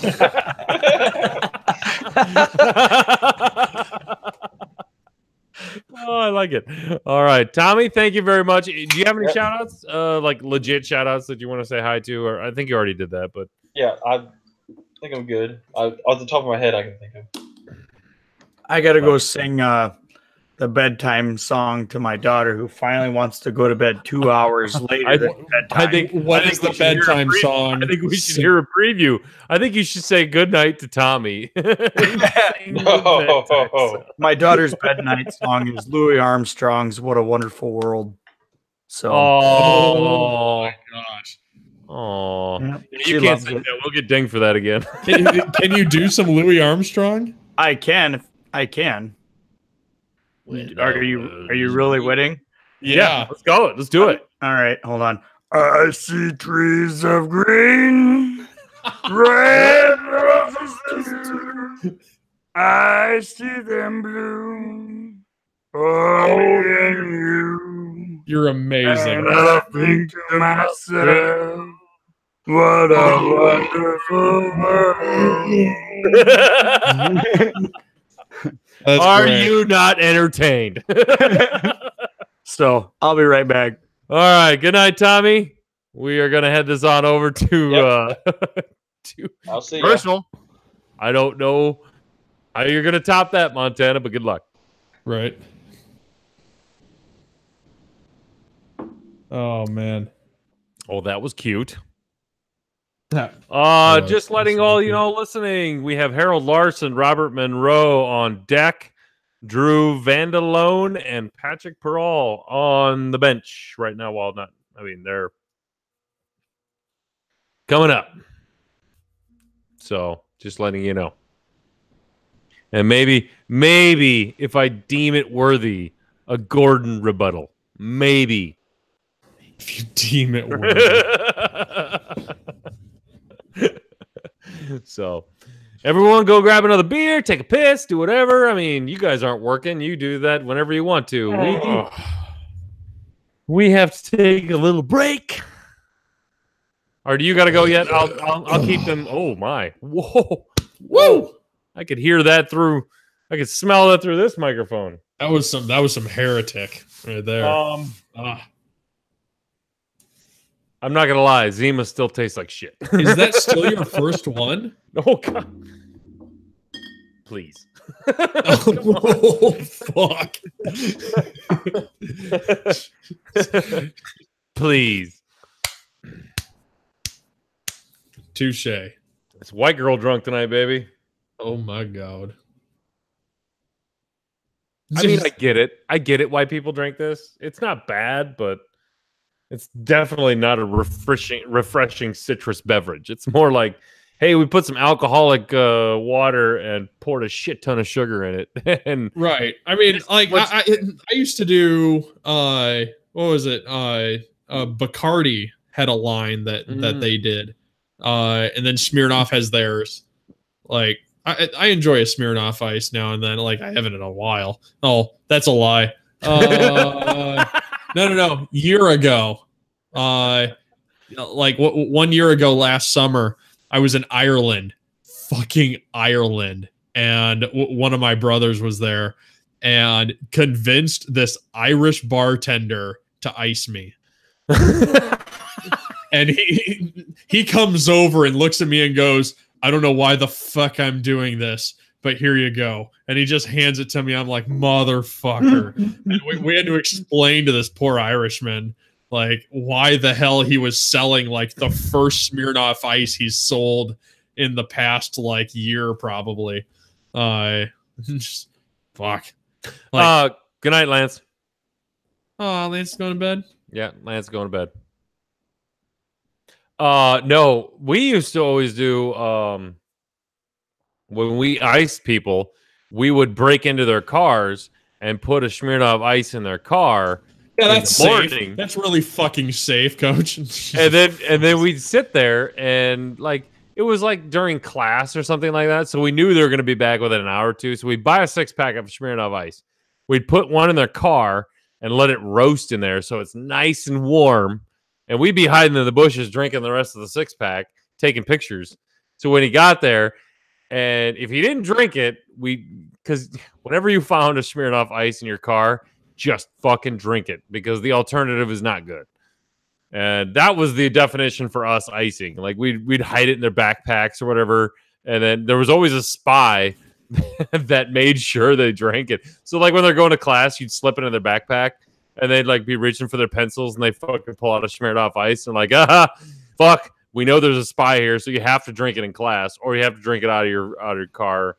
Yeah, we were dicks. We were super, super huge dicks. The best ice I ever got was I used to work at an herbal packaging plant. I know, sounds like I was just a weed dealer, but it wasn't. But somebody actually went through the process of shoving an ice in a bag of oregano, like a big, giant 25-pound bag of oregano, and I'm sitting there scooping it out, and when my scoop hit something, I'm like, what the fuck? I reached in, and there was a fucking Smirnoff Ice at 9 o'clock in the morning. I'm like, what the? Snap. Chug. Done. That was the best icing I've ever gotten. But what do you mean a giant bug? You have your gnat that keeps flying at the camera. Yeah, these motherfuckers. Anyway. You got to go to the bathroom? Got to go to another beer? You good? Where's your bartender? Where's your bartender? She went to bed. Oh, that's bullshit. And she opened the door just long enough to flip me off. The British way. The British way. Yeah, they do the reverse peace sign. This? What the fuck is that? Well, this is peace. No, yeah. So peace, but in Great Britain they do it backwards and they do it like angry, like they're like, "Ugh." And that's really that's fuck you over there, which really fucked with Nixon. He's he's like I'm not a crook, and everybody's like, why is he flipping us off so much? I'm definitely a crook. If anyone has noticed, back it was like a week ago, I think. Ricky from Scum and Villainy put a posting of like his pic back when he in the day. Maybe if you're not friends with Ricky, you haven't seen it, but he had blonde hair. No lie, it was the craziest thing I've ever seen. And he's doing the peace side, and his lady friend was doing the fucking shocker, and I was like, what? It was fantastic. I said, I want my blonde Ricky back, and he wrote back. He's like, yeah, don't we all? Oh, Ricky's on. He's listening. No, that's Ricky White. Oh, shit. Do you know how long it took me to realize Ricky White is Richard White III? Because it just happened right now. God damn it. Oh, boy. Oh, hey. We're that could be interesting. Gordon and Ricky, have those two ever crossed paths? Could we be doing a Ghostbusters Never Crossed the Streams episode? Jesus. I mean, God damn it, Coach. I don't know. You figure it out. I'm gonna go do my thing. Good. We're gonna leave you with Kyle. Oh no, he's leaving. Shit, that was gonna be the best ever.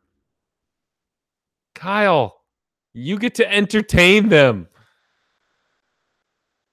Put your fucking headset on. Do it. No. Oh. I don't even know. I don't even want to know that. Are you here? Are you good to go now? Yeah, what's up? Okay, you get to entertain everyone while I go pee. That's what you've been waiting for? Yes. Oh my god. By the way, you have Ricky from Calvin Tiberius in the chat. So have fun. Sweet. Don't be fooled by the guy called Ricky White. It's not him.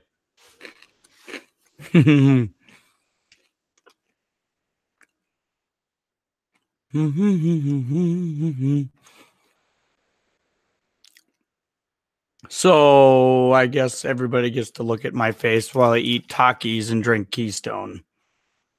Yeah.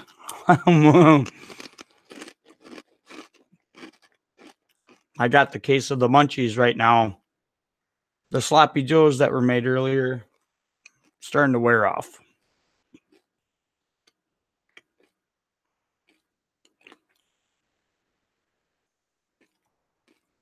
I guess I could just sit here and force you guys to sing.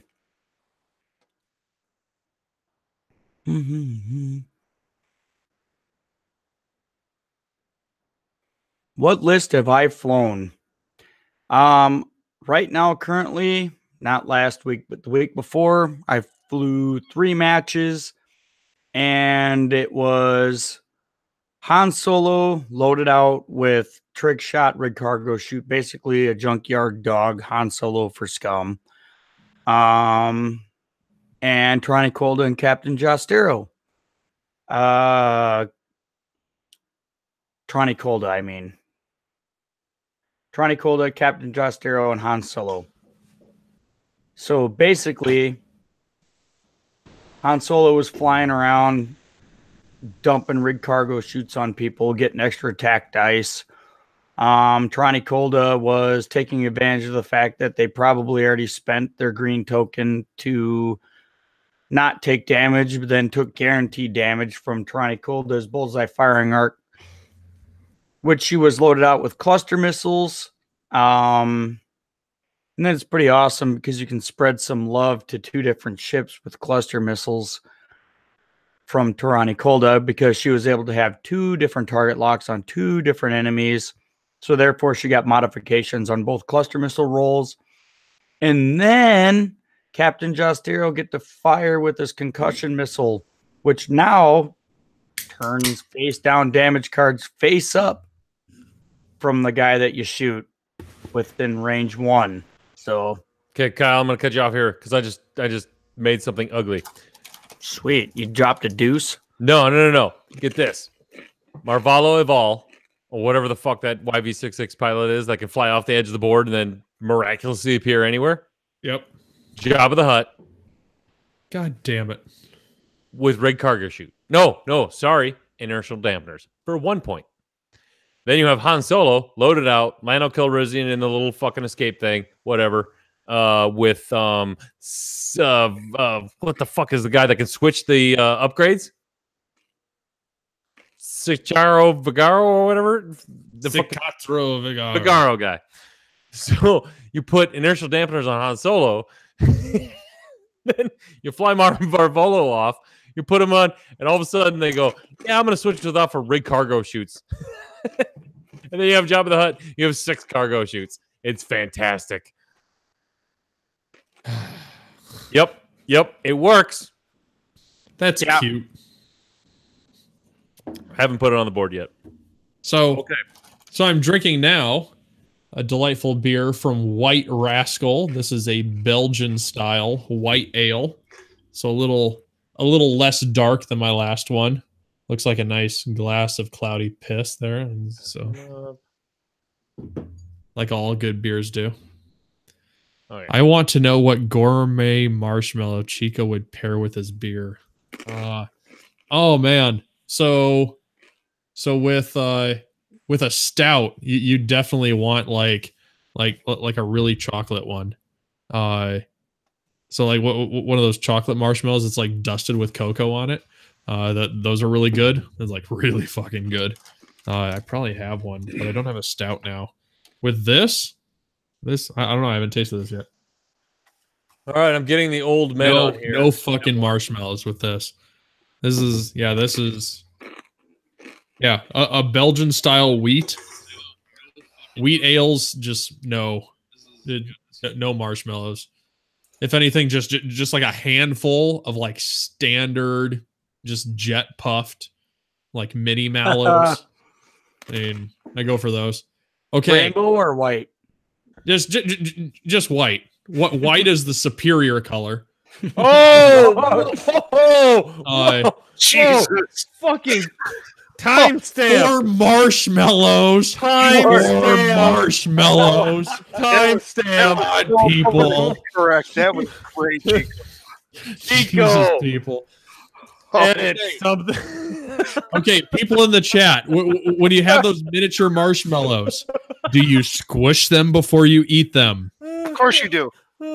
Right? I do. Holy shit. You gotta squish the mallow before you eat it. It's 2018, Chico.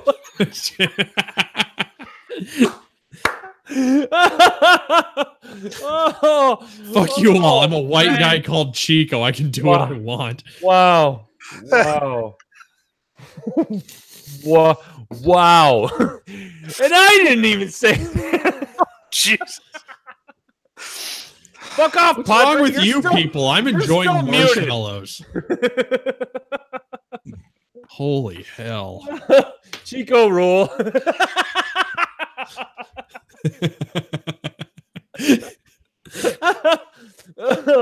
Oh, God. And they'll never hear this on the podcast. Hey. I super will. So we're waiting on Harold. Start back from the commercial about like 30 seconds. Right? Maybe not. I love the fact that I left the audience with Kyle. He was like, should we be singing? Should I eat more? Right into the microphone. All right. Well, Harold's taking his time. Hi, Padre. What's up, Coach? How are you, sir? Oh, just enjoying my Zima. Zima, a clear malt beverage. How delicious for you. It sucks balls. Yeah. It's doing the trick, though. I will say that. But next time, paint better. Watch the show. Learn Yeah, something. I did, and I did. I thought the whole thing about like the wet palette thing, that was like, I'm like, what the hell is a wet palette? And then you were giving me grief, you ass, because I don't know what it is. And then it's like, spent 20 minutes old. He already spent 20 minutes on the fucking wet palette. What's a wet palette? You're right. I think she's got a wet palette. I didn't know what a wet palette was. Now I do. But yeah, that was uber informative by Luke. That was just stinking fantastic. So yeah, he like critiques my paint jobs and gives me tips, and he never told me about no fucking wet palette. Fucker.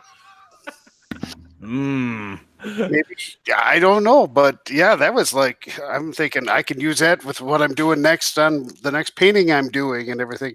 Are you ready to see it, guys? Yeah, let's see it.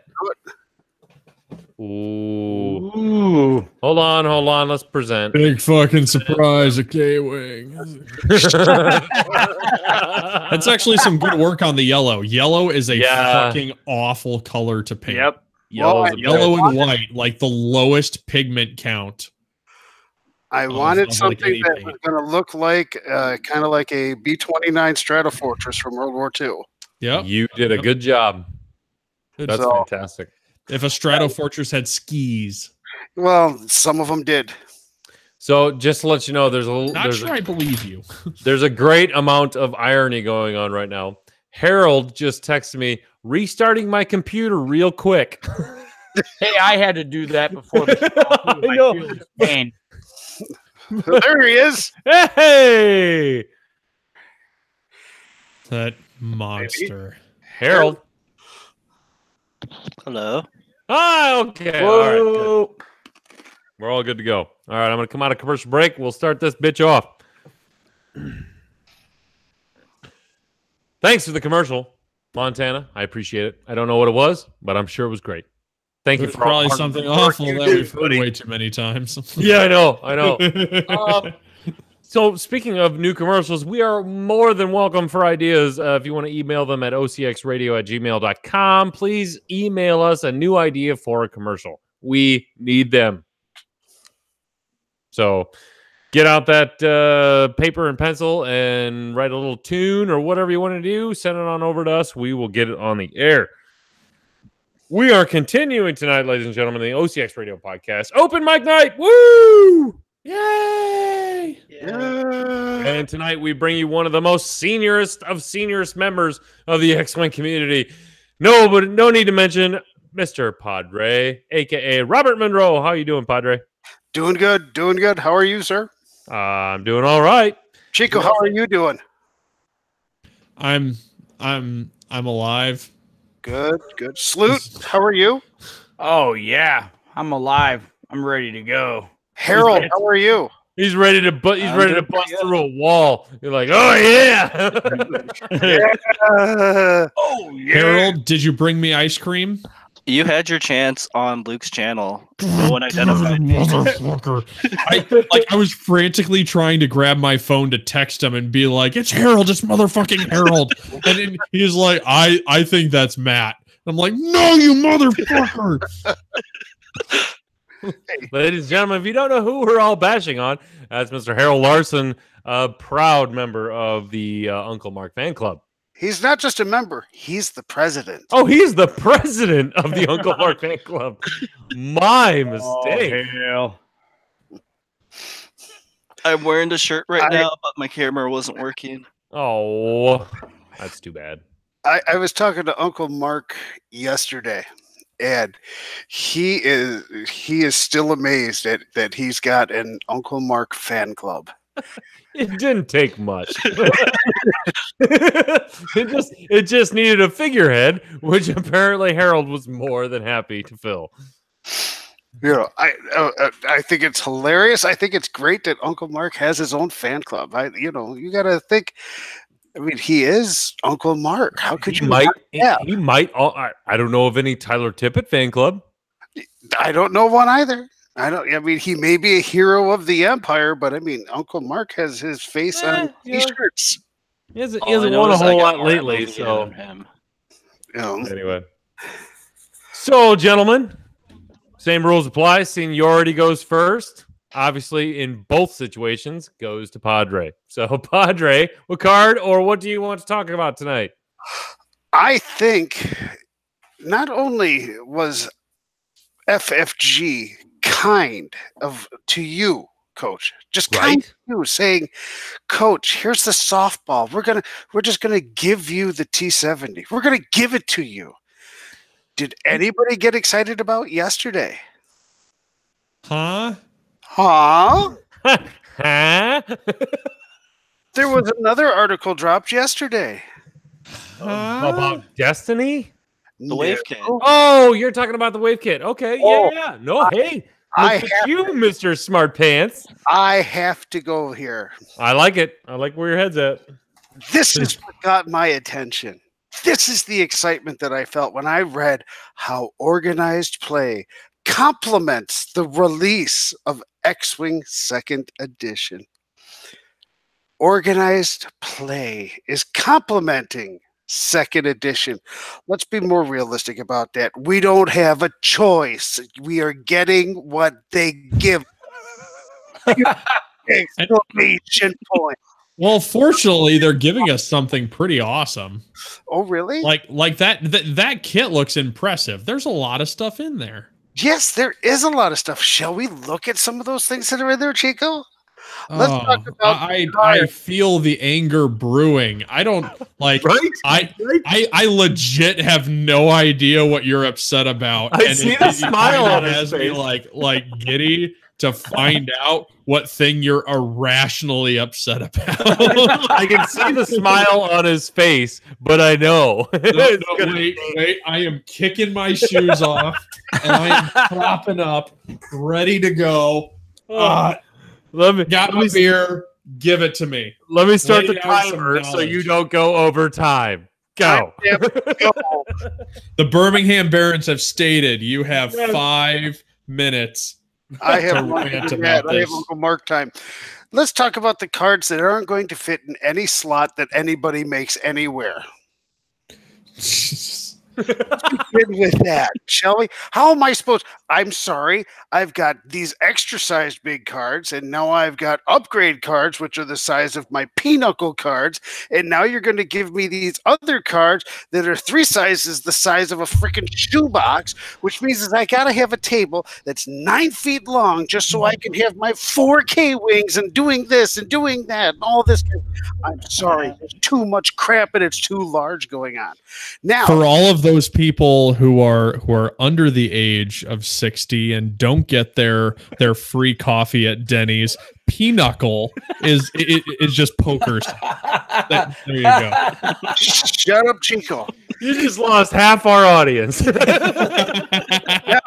the one thing that is cool, the metal tokens. I'm all about the metal tokens. And you're going to get to be able to earn 3 of them as long as you do the right things. Let's talk about the right things here. The challenge mission. Lose 3 shields. Well, egads, it's 2.0. You breathe. You lost 3 shields. That's going to be an insta win. How about have an enemy ship at range 0? I'm sorry, it's 2.0. That's an easy one. Play 2 games with 2 different factions. Now that's going to be interesting because, I mean, hey, who can't? Win a game using only 1 unique pilot. Well, Echo and a bunch of barrage bombers? Sure, why not? How about this one? Play a game using the escalation rules or play 3 games. Okay, if you're breathing, just play 3 you're going to games. get the coins. Okay, that's how easy it's going to be. Oh, and then there's the thematic tournaments that they're talking about here in the article. Oh, the thematic tournaments. There's an S on the end of the word, which means that there's more than one. Last time I checked in the app, there was one. And all of this is going on. We have no choice. Why is it being supported? Because this is what you have. You have no choice but to play their game the way they want. Now, I will say that the Bounty Hunter card, the Gray Squadron card, those are good cards. Look at that. They're giving away acrylic, which kind of gets me excited, especially for seismic charges. Nothing gets me more randy than acrylic. Well, I mean, it's Seriously, we are all like irrationally, like just an irrational, weird, like teenage boner that you can't get to go away in the middle of history class for these tokens. Like anything. You will be able to win possibly a set of range rulers, which are kind of cool looking. They look like they're orange and black. But yeah, I mean it's a fairly good thing. But I'm sorry, just to make it sound like, oh, they're doing us such a wonderful favor by having this complement 2.0. No, it's we don't have a choice. 2.0, this is how it is. We're ramming it down your throats. Have it, have it, have it. I don't even think 2.0 was ready to come out when it came out. But that's my own personal opinion for what that's worth. I'm personally, I have to say it, I'm not overly impressed with 2.0. I'm not thrilled with 2.0, and I've been playing it. I've been playing my K-Wings. I've played my 3K wing list. I played my 4K wing list. To me, it's not gelling in my mind, and probably the reason being, and you guys will be the first to point it out, I hate change. I hate, all this kind of stuff. But I'm sorry, I do hate change. I liked my ships the way they were. I was able to do things with them. Fine. Nerf TLT. Get rid of it. Good riddance. Goodbye. So long. Wiedersehen. What they've done with bombers and what, I don't know. I'm not feeling the love. I'm not feeling the love. It seems to me that the game has gotten more complicated. It seems to me that there's 2 minutes and counting. Thank you, Sloot. It seems that the game has gotten more complicated. Now, was that the 5-minute warning, by the way? 2-minute warning. Asswipe. Anyhow, that's just my opinion, guys. I mean, for what it's worth, it's just my opinion on how I'm feeling towards X-Wing, and that's how I'm feeling about the whole organized play thing. I'm just totally let down by what 2.0 has done for us right now. That may change in the future, and I hope it does. I really would like to be. You're upset by the game in general, it's just not where you want it to be, or you're upset by OP and how they're supporting it, or both? Yes. Okay. I'm upset that the game is right currently, and I'm upset with how that they're supporting things right now. I mean, I don't know of any store that has heard about whether they have a hyperspace qualifier yet. And you know what? Those things take time to organize and to make sure that they run right. And FFG hasn't given out any information on that yet. We gotta rework the parameters of open mic night.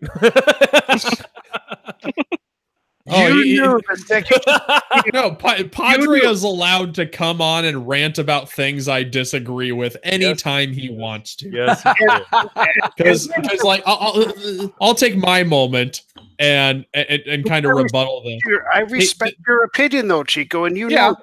They've got those quick build cards, which I'm not a huge fan of the quick build format. I'm glad it's out there. Personally, I want to grab these cards and just cut off that edge with the upgrades, or fold it back behind. Just grab it and just instantly just fold it back behind. Maybe it'll just have that art, because the art on those looks great. Like the Thane, like shooting the back of that Star Destroyer. I love that art. I just want that as a big art piece. So those are kind of like, I don't know how much I care about the quick builds. Like I'll have them because I'm a sucker for swag, and I'll throw it on my Dragon's Horde that I sit on and sleep on. The challenge missions are okay.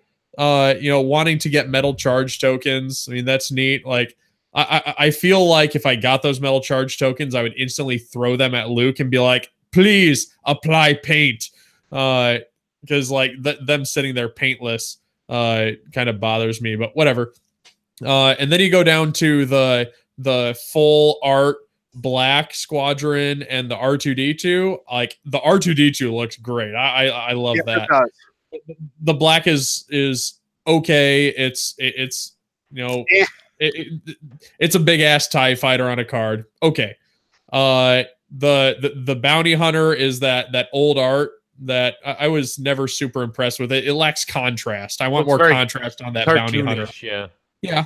The Gray Squadron looks gray as it should.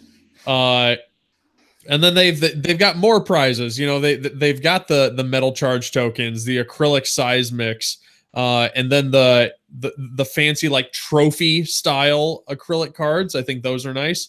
Hopefully there will be a set of those for the judges because I think judges deserve those. Blah blah yada yada. There is. Down to the range rulers. Personally, I have such a stack of range rulers at this point. Whatever, I'll probably hand them off to somebody else.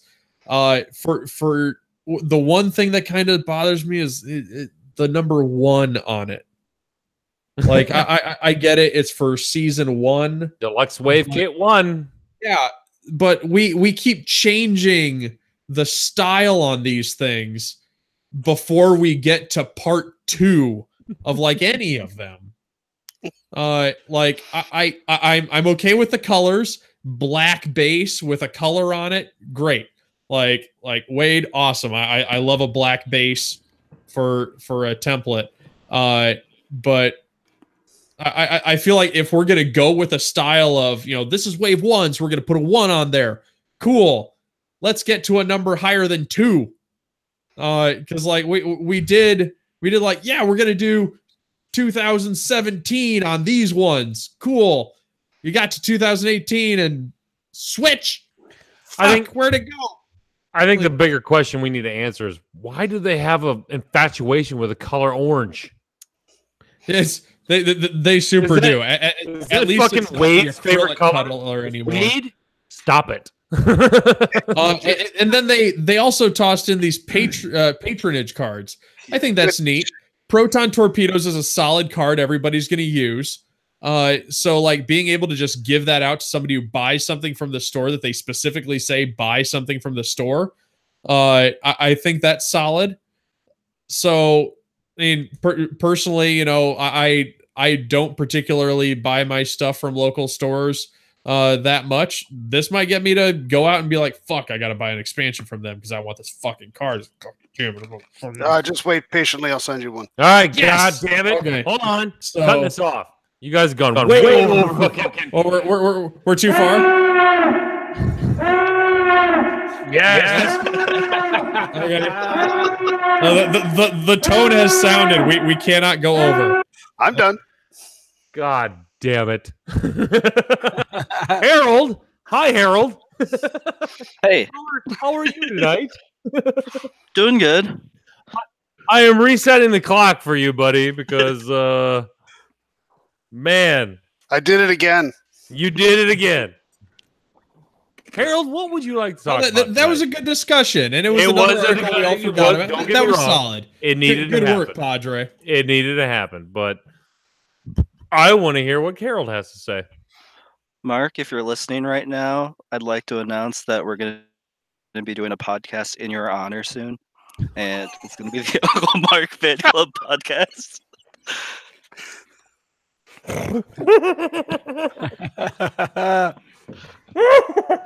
Oh man. Oh. Okay. Yeah, I'm totally ready for that one. I'm X mostly joking on that, but Zero give them X-Wing time. just fawning over Mark. Like, Yes. no X-Wing talk. Just how glorious Just random when he pictures of him. when he looks at you and you connect eyes. It's just like I'm home. When he walks in,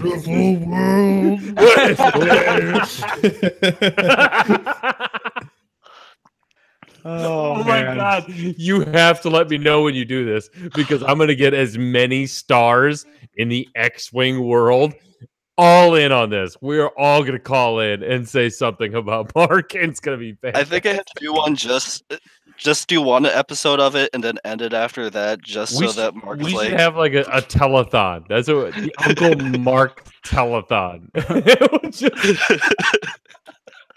Done.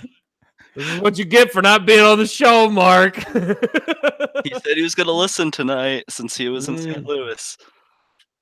So we had to keep taking up a notch each I'm all in. I already have the MC for it. I already have the MC. Looking at you, Calvin Tiberius. Oh, it'll be great. So, what's on your mind, bud? New cards, new thing, what else? Whatever you want. Airwaves are yours. Okay. Well, the resistance stuff is kind of. Still going to be playing Rebels, and I don't want to say this about the crates, but they gave me a really good idea with their 4-ship list. I really liked having Jan and Jin and Sabine, but instead I switched in Wedge and Thane on there, and I even got more MOV at Crossroads than Tyler Tippett.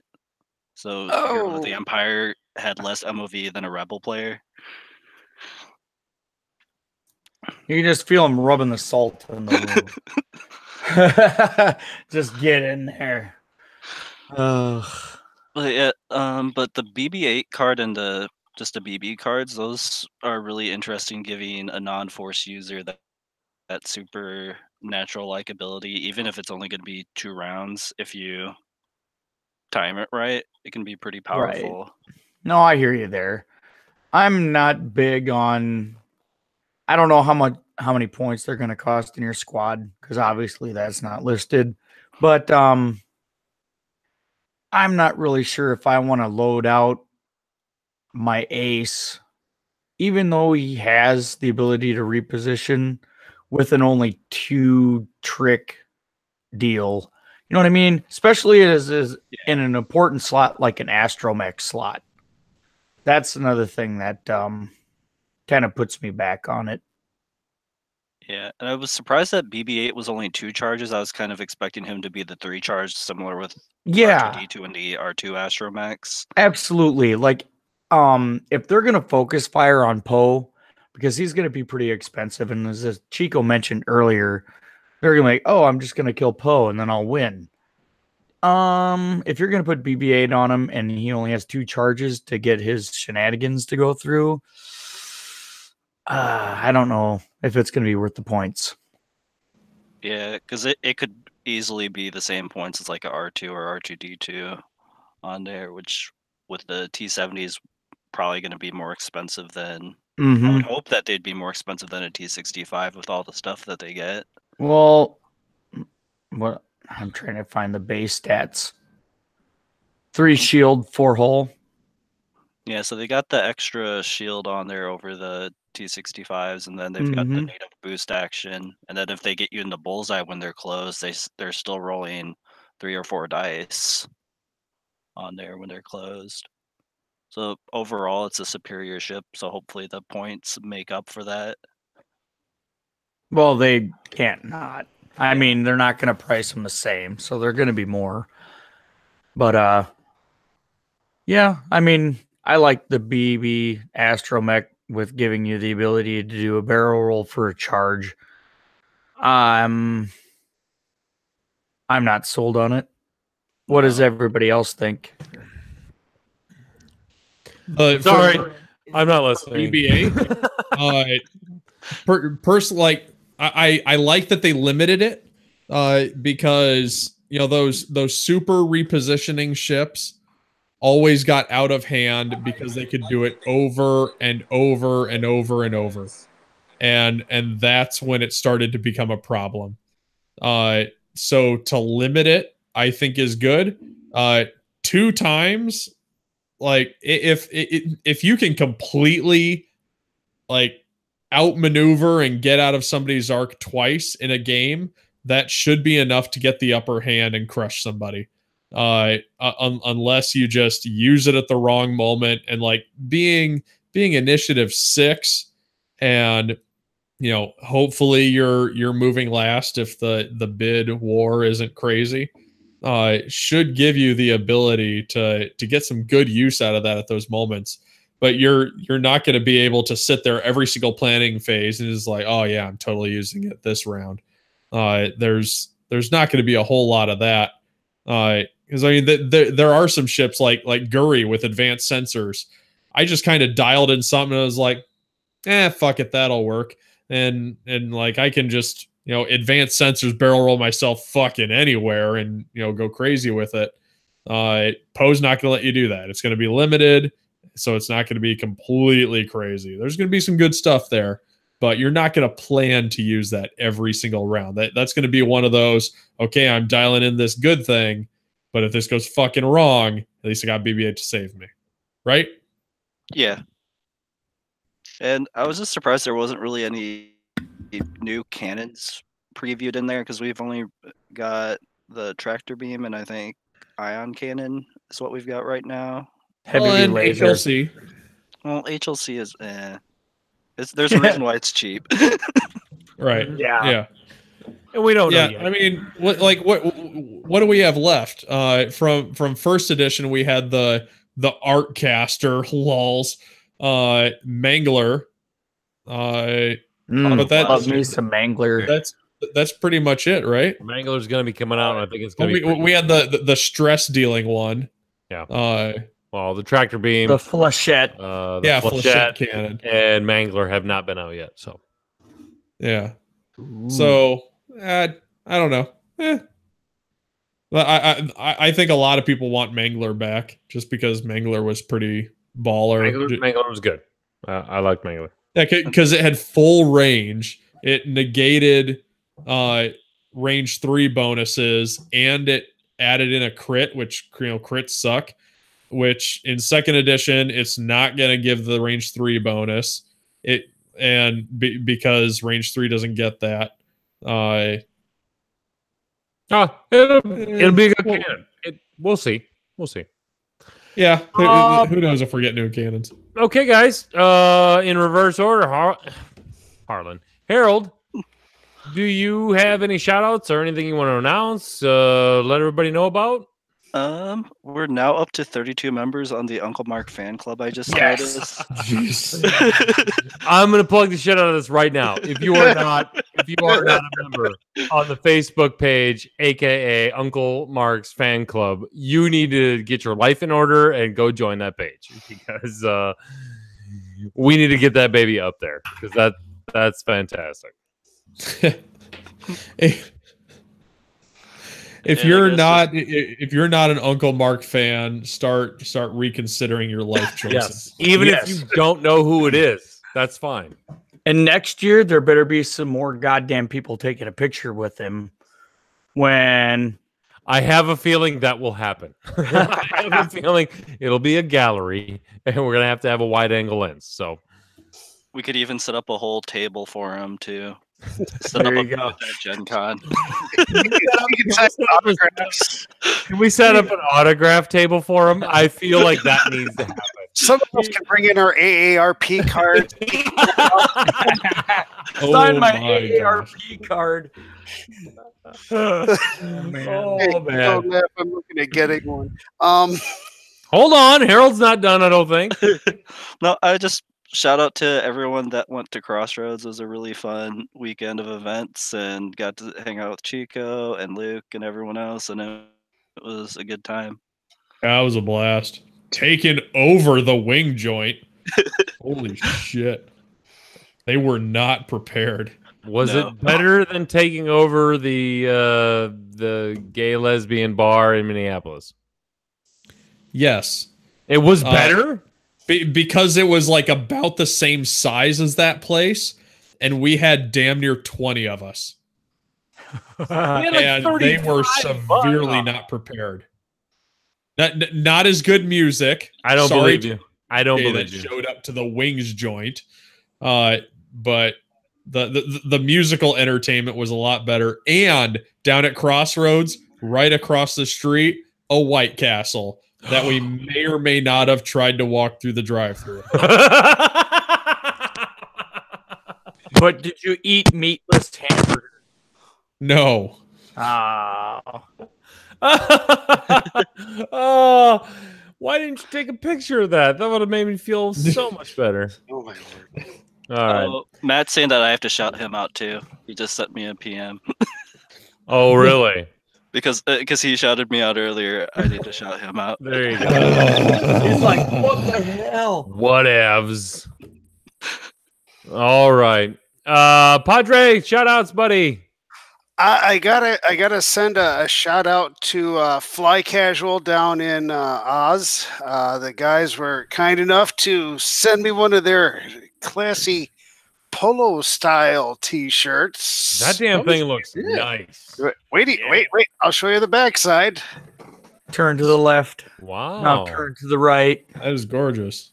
Yeah. You know, so it's not as good as the OCX bowling shirt. What's their group called? Outer Rim.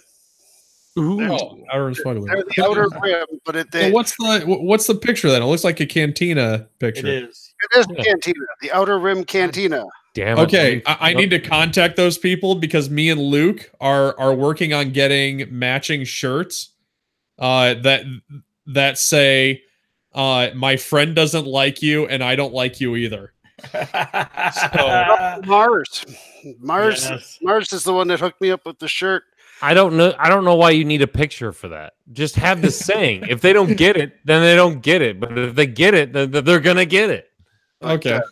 But yeah, I wanted to give a shout out to those guys down there for Fly Casual and Talk Casual. They've been really good to me. It's over a couple of years. I've been talking with them on Thursday mornings, usually at about 4:30 a.m. So by the time you eat lunch, right? Yeah, all old people are up in the middle of the night. That's right. Old joke. You're almost funny, Coach. I know, and I'm almost 40 too, so that doesn't make it any more funnier. But whatever. You know what's really funny is the fact that I'm retired. Fuck off. By the way, thank you for your money. I appreciate it when it comes into my account. I bet you do. Yeah, I do highly. Actually, it's my money. I paid it already. Do anything else? No, I just wanted to make sure, Coach, you got a thank you tonight too for allowing Luke to do the painting thing for us. I did get a thank you. It was pressured, but I appreciate it nonetheless. Well, it's good what you're doing because it was very informative. Thank you, Coach, for your help. You're welcome. I set that whole thing up. It was all me, the mastermind, right here. So whenever people listen to Minoc, D uses really big words and people get confused. And then people listen to Padre and he uses really old words and people get confused. So I need to let people know the phrase "egads." That's some old phrase that old people use, but it comes from the root of "ye gods," and it's kind of the equivalent of saying "oh my god," but like in old people talk, that doesn't get you sent to hell.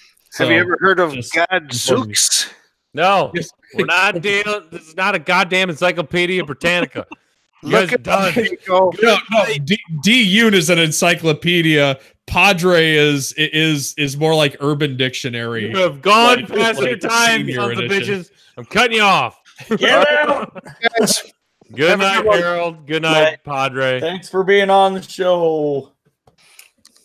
All right, everyone. Oh my god. Our last group coming up, we have none other. Last group coming up, we've got like 8 cards to go through. That's fine. We have shit. Oh, okay. So everyone's favorite Patrick Pearl, otherwise known as Glaive Squadron Leader. Patrick. Unmute yourself. I can't do it. I can mute you, but I can't unmute you. There we go. Hey, buddy. How's it going, sir? Not too bad. Why is it presented on me? Also with us tonight, we have Drew Vandaloon. There you go. Got that I'm right Dutch, so I kind of figured it out. You got it wrong the first time. Well, like, what the heck, Coach? I'm not Dutch. I'm mostly German, but I live in a Dutch town. I know how this thing goes. Oh, yeah. No, I got you. And bringing up the rear, Jacob Lore. Unmute yourself, Jacob. You're muted. Unmute. Panic. Press the button. Press the button. You're not that button. Oh god. Button. You're bad at internet. There we had it. There we go. Hey, no. Yeah. Jacob. Yeah. How's it going? Hey, Jacob, did I pronounce that Lore? Nope. He's There you muted go. again. Oh, He's How gone. about this? Am I not muted yet? There you go. there you You're go. good. We can hear you. Okay, We can yeah. hear you. Don't- It's Don't layer. touch Yeah, anything. I got it. Yeah, Okay. thanks. Yeah, Jacob layer. Lair. Yeah, Layer. Okay. All right. Layer Organer. OEHR. Okay, I Yeah. got it. Yeah, it's German. So yeah. If I'm not correct, there are 2. Patrick, have you been on before? Once a while ago. There. See. Okay. 2 out of 3 brand new people onto the OCX Radio podcast. Brand Guys, I want to welcome you, Patrick. Meh.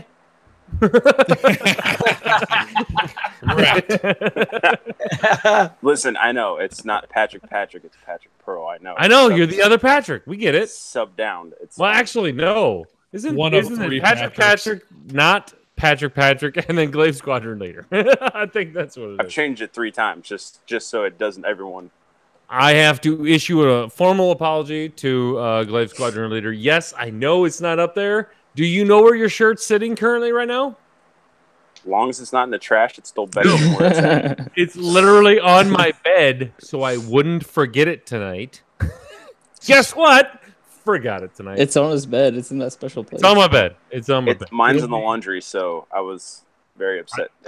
It has been washed, by the way. All of my favorite clothes of my wives end up on the floor. So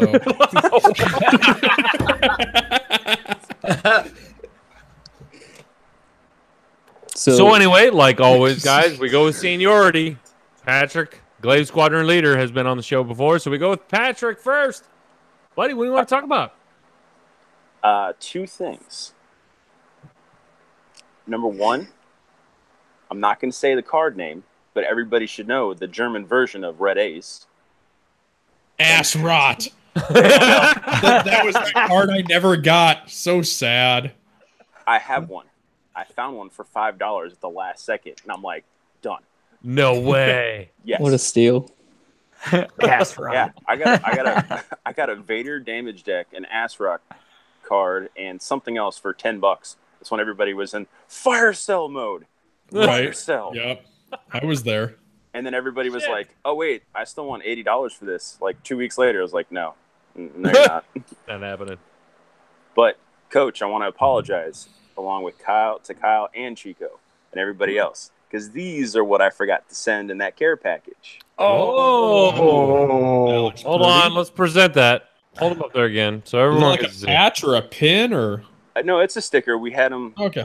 custom made where they actually cut them out. Oh, I have the perfect spot for that.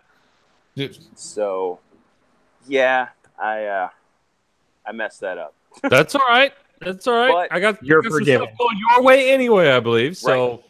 Coach is really used to not sending out things when he promised to. Motherfucker. So, You know like the U.S. Postal Service, baby. I only do it when I really need to. Yeah, right. I used to work for them. No, I was very upset. Is that I signed something for you. Did you not get it? It was with the note. Uh-oh. Oh, yes, I did. Well, And- it's my own collection, man. I Right. put that in my own little deal. I don't Right. broadcast But that. I wanted what went with that card, and I didn't get it. Oh. Well, I'll get it to Because you. no, I wanted everybody to drink because it was a signed tweet card. It That's was why. it was a motherfucking signed tweet card. Oh, fuck. So you know what? Your wish has been granted. Tweak, everybody. Finish that Zima. And sorry, Coach, I got a little too excited. You know, I was gonna save a chance to drink. Oh, out don't of throw this, that red fucking no. That's bullshit. We don't abide by that terrible hockey team in this house. Hey, we're 1-5 and I don't care how many. So, back to live action. Oh my god, the 5th Zima. But my I'm not too thrilled about any of the T-70s. I don't like the fact that they changed the BSF bomber. I know it's a horrible name, but to the whatever fortress. But I like flying a large base ship in all of my lists. When I first started out, I got thrown into flying Soontir, Omega Leader, and I don't even remember whatever horrible ship that I was handed, but I flew Empire. Then I grabbed Defenders. That's where, when I dropped, when I came in Glaive Squadron, I flew those to, I rode those babies for a long time. But as soon as I finally jumped on a large base ship in my list, it accelerated. I've tried Ray, I've tried Han. Heck, I even went. I'm on the crates. I hate my life. Trying to make rack work because as soon as 2.0 drop, I'm like, I want this. I like this. I'm doing Minister 2 and Fifth Brother. Oh wait, I only have 88 points for the rest of my list, and it sucks. Right? That's been the big problem with list building. I'm like, I should do this and this and this and this, and then have fucking nothing left. You still have that 88 points for a pretty decent Whisper, then. I mean, right? Whisper and Rack, though. Yeah, if you want to fly 2 ships and just get your shit kicked by the first tie swarm you see. Right. Yeah, right. I'm a 3-ship person. That's why I want to shout out Ryan Staniszewski because, hey, my best finish in any tournament is with his world's list. So all hail on Topsky. All hail on Topsky. And you know what? And I hate everybody in my local metal at the time because they're like, why are you flying Nim with the BSF bomber? And they run straight into it and they're like, oh no, I fell for the trap. Yeah, but guess what? Everybody else was flying Nora, Nim, and Fen. And I'm just like, okay, I'm getting PS blown away. But hey, I got that bomb off. That helped. Get fucked. Yeah. So as soon as I hit that, I was like, yes, it's not going to work out. But that's fantastic. So please, everybody, post your best 2-ship 88-point list for Imperials because I haven't found it.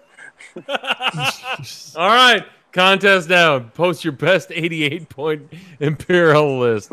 Oh, I love it. Let's see. Let's go over to Drew. Howdy. How's it going, bud? It's going well. Okay, first of all, I'm going to present you because I have to know what your shirt says. Oh, okay. Hold on. It's got Brew. Yep. Brew Squadron. Brew Squadron. Oh my God. Holy shit. Yep. So that's Grand Rapids, Michigan. Beer City, USA. Son of a bitch. Yep. Next time I visit family, I want one of those shirts. Yeah. We had a graphic artist in the group, so that's his first one. So there's I'm gonna have to send you a message. How did we fuck this up? We don't even have to patch them over. It works. We don't even have to patch them over. We're just integrated. Yeah. So this is the first version. There's a better version that's got some blue and it actually looks a little more like R2D2. Does it have an OCX on it? Because that'd be fantastic. Does not have the OCX. How much do you need Grand to chip Rapids in? has some ballin' ass breweries up there. I've been itching to go up on a beer tour. Oh yeah, good place. Yeah, it's quite the city for that. I am severely jealous. That is a fantastic. Damn it! Why didn't I think of that? I mean, I kind of did think of that, but it was in Microsoft Paint, and it didn't come out that good. Yeah, right. Yeah. So, Drew, what do you want to talk about, bud? Anything cards wise? X-wing, anything? Well, I got 2 things. Perfect. One's a card, and then one's a quick rundown of a tournament, the Michigan GT over in Lansing, Michigan. That was, I believe, the same day as Crossroads. So, you son of a bitch! You got me all excited for something coming up. We don't have shit in the Midwest until January. I know, it sucks. And you guys had to schedule the only fucking thing on the same week as Crossroads. What's wrong with you? Not my idea, man. Not my shout idea. outs. This should be a shame. Shame bell. Well, so the reason I want to bring it up is 2 guys from our group went, and they both made it to top table, flying the exact same list. Because there were probably like 6 people there. There was 40. There were how many? 40. 40? That's solid. So, Yeah, decent one. It was I think 5 games of Swiss and then cut to top 8. So yeah, it's not bad. Yeah. The guy that ended up winning it went 8-0, and then the other guy squeaked in at 7th in the Swiss cut at 5-3, and then was able to get 2-3, 3-2. Wow, I cannot. So what did the top 4 look like there? What was dominating? Clearly no rebels. It was actually both rebels. They're flying the exact same list, and they're both rebels. It was Naked Wedge with, servos, of course. Jan Ors with Moldy Crow and Trick Shot. Dutch Vander with Proton Torpedoes, and a Blue Squadron with S-foils. So they both.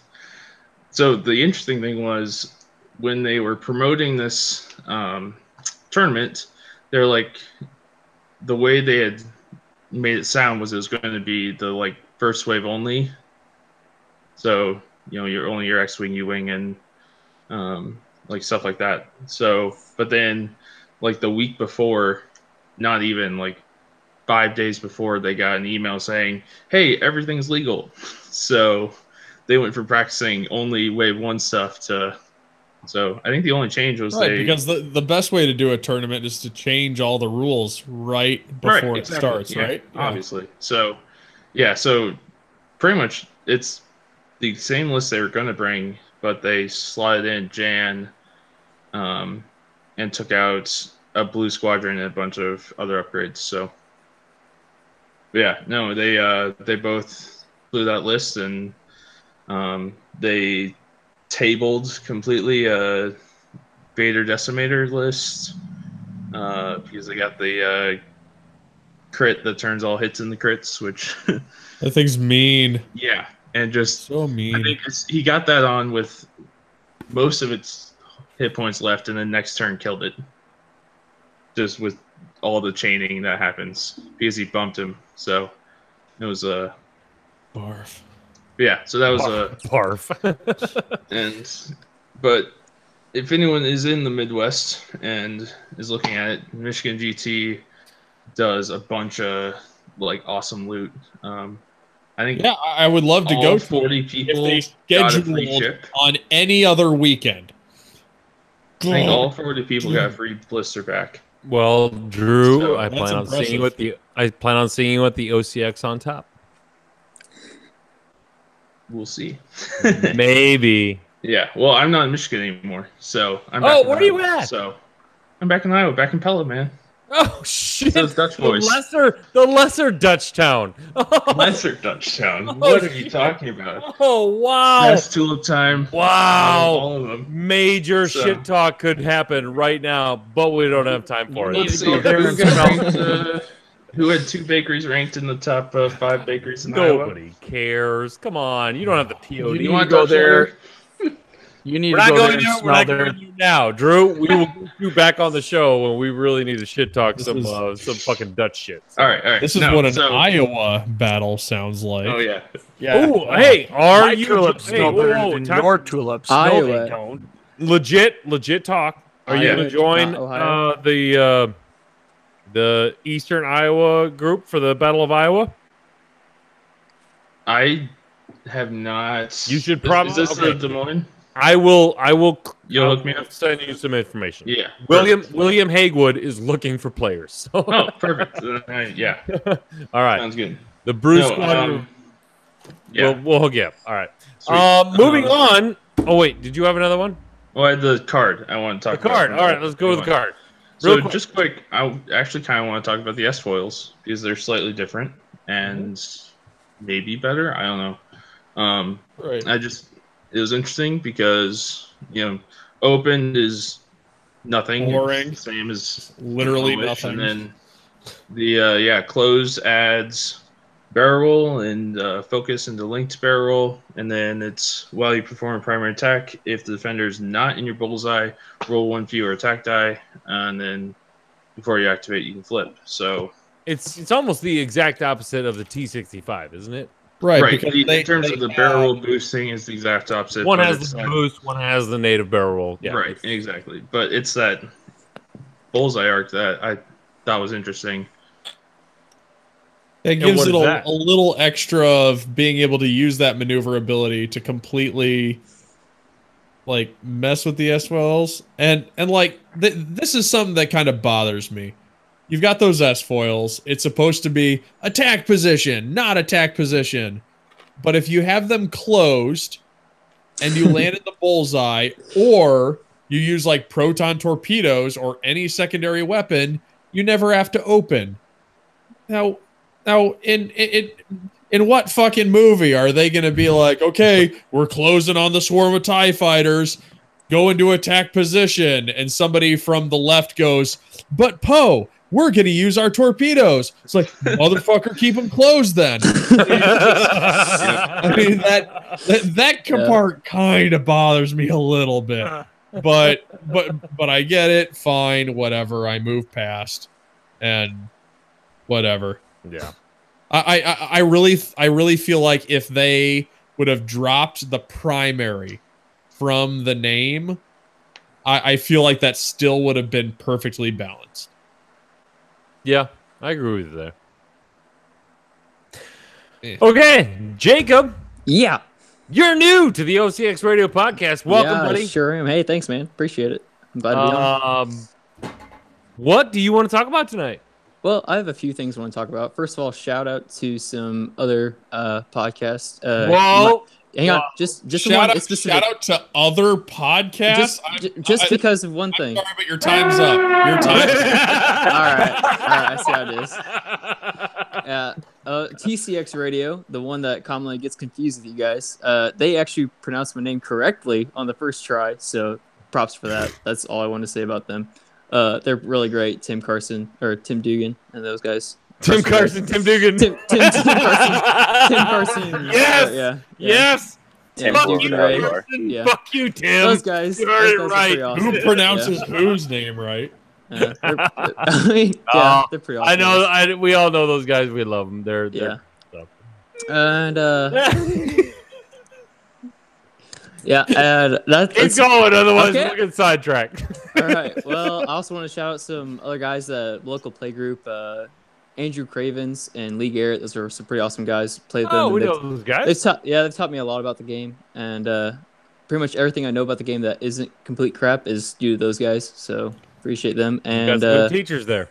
Yeah, and also shout out to Birdo and Nims and Sling Paint Gaming because they were the first people that I actually watched because I didn't know Gold Squadron existed. And so I watched their matches on YouTube and learned pretty much everything else that I needed to learn from the game from them. So I want to get all my shout outs out of the way first, so before I forget about them. Sounds good. You got the most important shout out. What's that? Oh, to you? to Aaron the Couch Kroll? Yeah, okay. The couch. Yeah. The couch. Who knew one typo could go so far, but oh well. Just kidding. Yeah. So my internet kind of dipped out, so I don't know if you guys already talked about the card, but the BB-8 Astromech, not the main guy, but the other guy.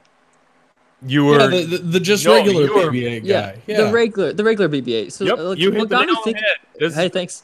This is where I was wanting to go. So awesome. So I like it. It's pretty cool, and it reminds me of another Astromech, which is a knockoff of a name brand Astromech. You know, with the shield regeneration guy, who's like R2, but not as good. And now you have a BB-8 Astromech, which is like BB-8, but not as good.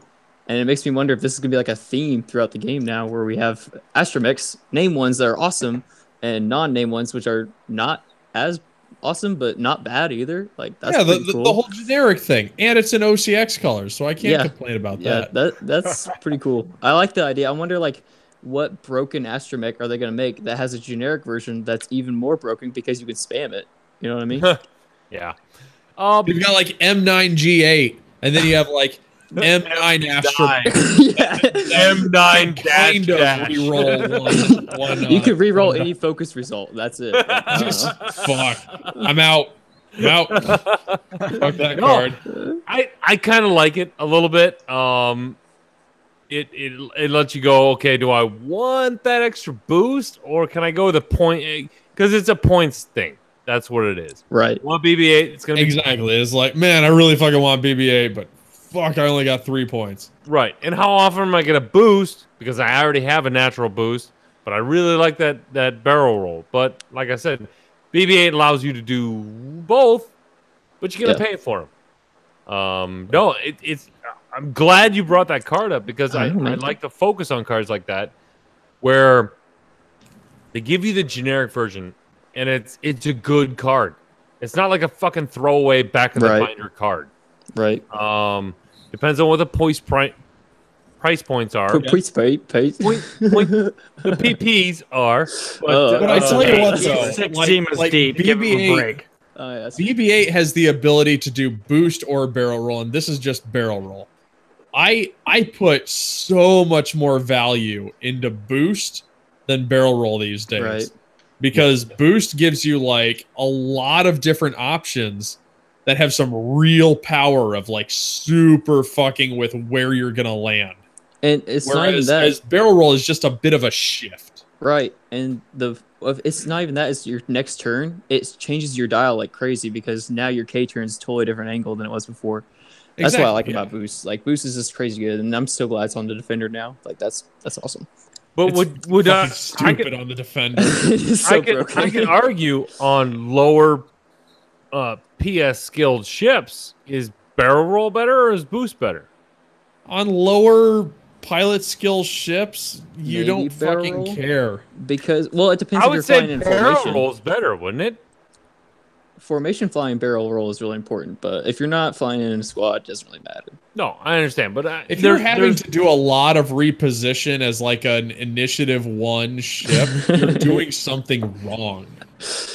Unless you're trying to be fancy. Spending those extra points on your initiative 1 ship, you're probably doing something wrong. That's true. Yeah. But what if Look at you proving us wrong. I see how it is. Yeah. Fair? Is that what you wanted me to say? Yeah. You're right, Chico. You're right. Wrong? No, coach. I want you to just start screaming something about Jabba, and so I can just be right. No. I'm keeping that one to myself, baby. Wait, did you say screen something about Jabba? We don't screen here. We yub nub. We yub nub here. That's right. That's right. You know what? You're right. You're right. Minox would never talk about Jabba. You watch out.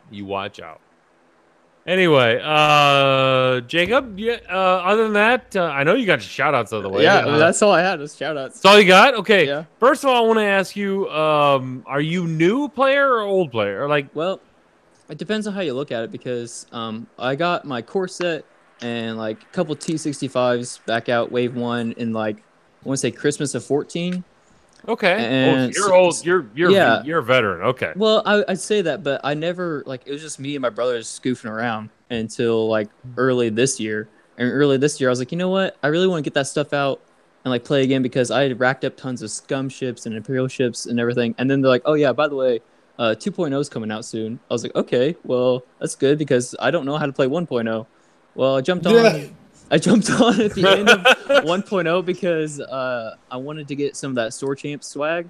Started studying Tyler Tippett's rack low list and got what I considered okay at imitating it. And I actually came in like 3rd place and got my range rulers, and I was happy with that as Store Champs, my first actually time around. And basically just watched all these guys, the local game store, and just learned tons of it. And now that 2.0 is like leveling the playing field, I feel like I have a pretty good jumping off point, and I got all of my Imperial stuff ready. So I'm basically just making up lists as I go along now. That's awesome. Yep. Where are you out of? Southern Illinois. So all the guys are from Southern Indiana, but I'm just across the river. So I'm all alone here, basically.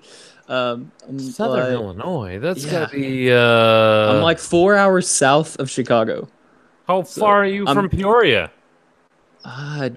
Quite a driving distance. I'm out in the middle of nowhere. Yeah, there's nothing out here. Like Illinois is tall like Indiana, right? So like Peoria and Chicago are northern Illinois. Yeah. And Southern Illinois is just shit. It's you just might as well dirt. go to St. Louis. Yeah, I'm closer to Kentucky than I am anything. Oh, okay. No, Yeah.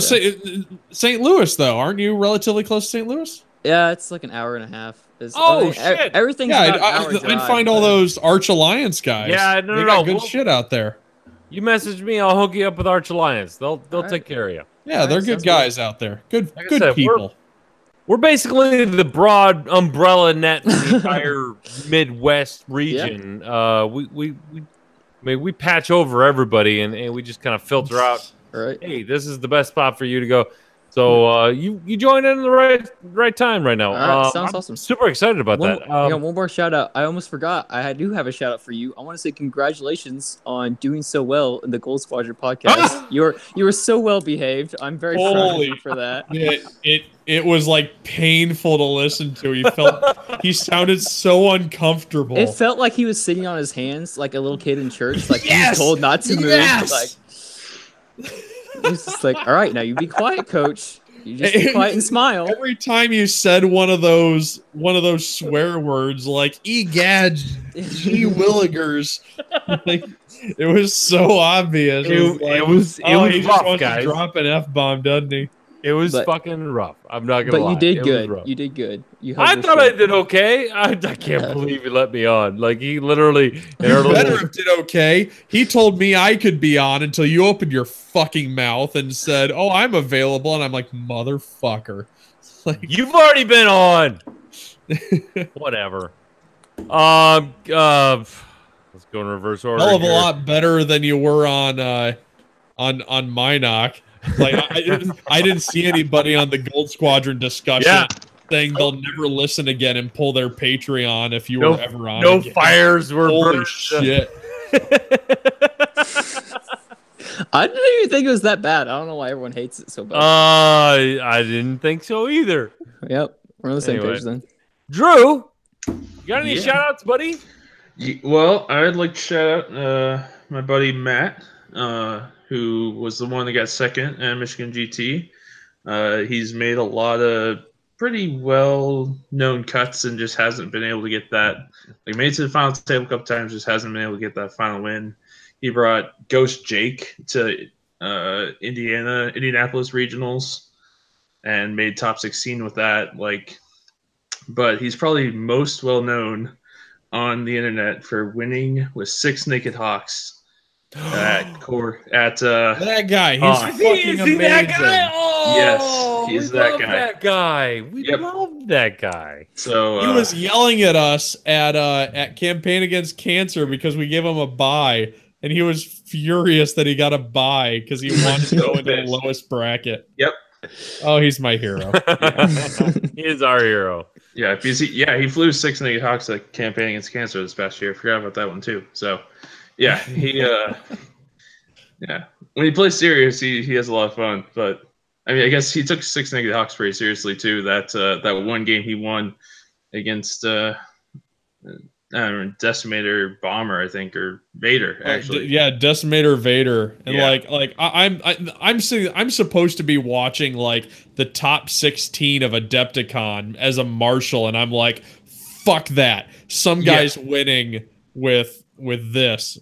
Like, holy shit. I mean, how could you not cheer for it? Like, that is the that was like the apparently worst list you could bring in 1.0, and suddenly and he did winning. something with like, it. What the heck? Fucking insane. So yeah.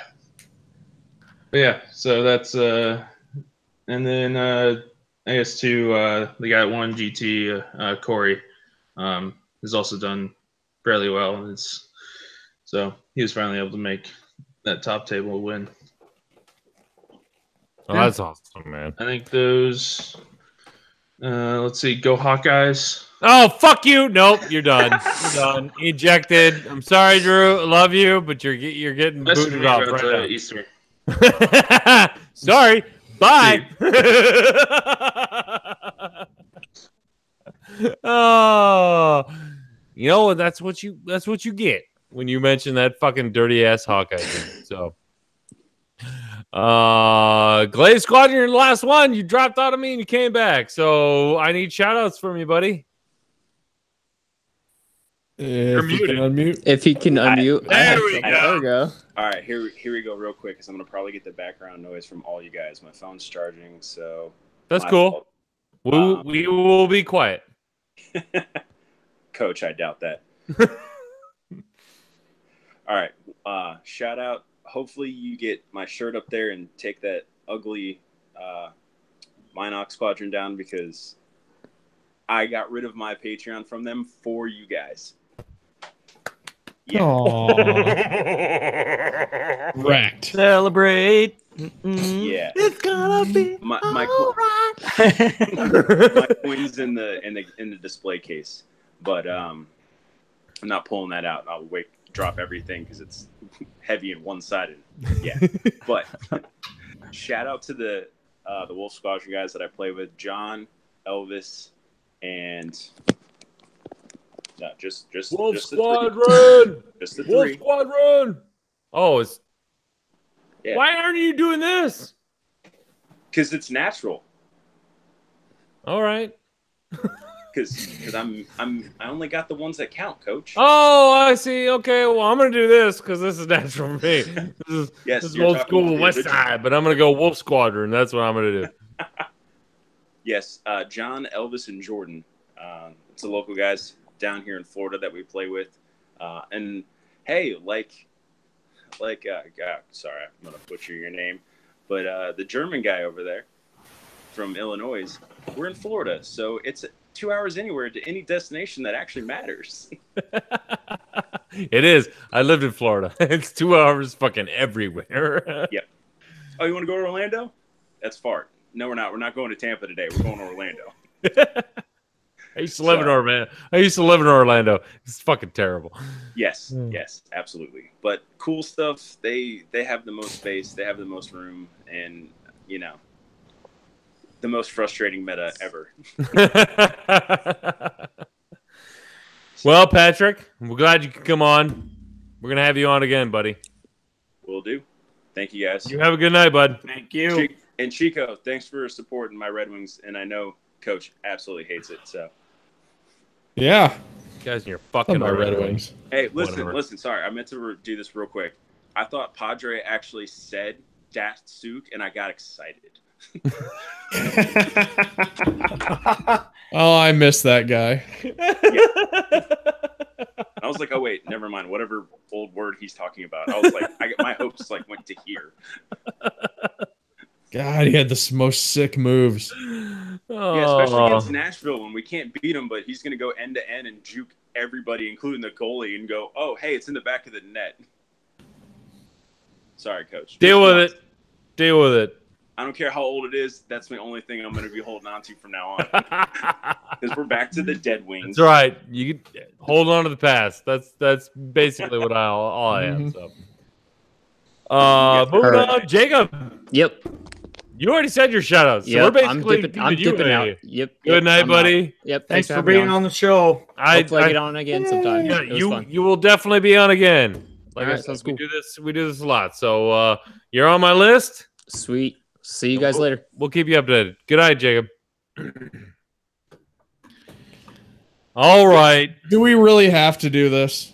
I don't know. They're here. This is a power combo right They're here. they're already here. I mean, they're still muted, so we can say whatever we want against them. It's under their own power to unmute themselves. I don't have that power, so. Galactic HoloNet! Welcome to. I mean, you were too late for me to welcome you guys, but yeah, there's no welcoming here. So I'm sitting here painting, and I'm thinking to myself, like, watching the NBA. I'm like, oh yeah, you guys are podcasting, and here we are. You're painting and Yeah. watching the NBA. Yeah, man. What the fuck? Those are the two worst things you could possibly be doing on a Wednesday night. I bet I love the NBA. on the Venn diagram of people that watch the NBA and people who paint, you are the smallest of slivers Me and I think it's like me and Nami, and those are like the only two people I know that like X-Wing in the NBA and actually paint their own ships and stuff. Actually, I don't even know if he does.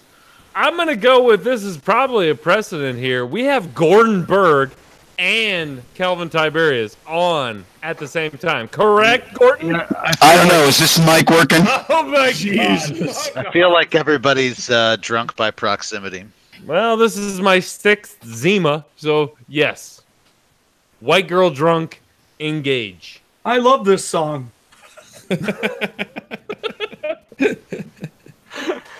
So, guys, what y'all think about the new article? Oh, are you talking about the Resistance one? No, I was talking about the Playboy article that just It's came not the out last Resistance, week episode. Just the T70. Yeah, it's just the T. Like I don't know. Like I don't get excited about this stuff anymore. I don't care anymore. I know this is like a hot take. God, he just totally stole my line. Jesus, Ricky. God, you know, as a host, it's not our job to know this shit. Oh my That God! Thank God you fucking. Exactly. You totally get it. That's their job. Yeah, I don't care anymore. Wait a minute. Let's just recognize and realize this point. There are 3 hosts on right now. No, Aaron. I'm here for one reason, and that is to gonna be kiss a Ricky's shit ass. show. There's one host here. You and I are just pretenders. Okay, hold on. Let's pull this out. Let's do a yub nub with everyone. I don't know what you're doing. Then we can go into shit show. I think we're already there. We're closing the show because I feel like Chico's gonna go to bed. I mean, yeah, probably. So, 3, 2, 1. Yub nub. Yub nub. Yub nub. Yub nub. Sing the Yub Nub song. Go, Ricky, go. Come in and be excessively loud. Yub Nub. Yeah, I got it. This is like the next level content you guys are delivering. We got it. Oh God. Well, ladies and gentlemen, welcome to the OCX Radio Shit Show. That's right. Not to be replicated or displaced by the crappy ass fucking Minoc After Dark, which is we've all discovered or fucking stay on target before breakfast or whatever stupid Hey, I just want to point out that I was doing Captain's Quarters before it, like basically podcasting for X-Wing in general. So you're all behind. Wait, what?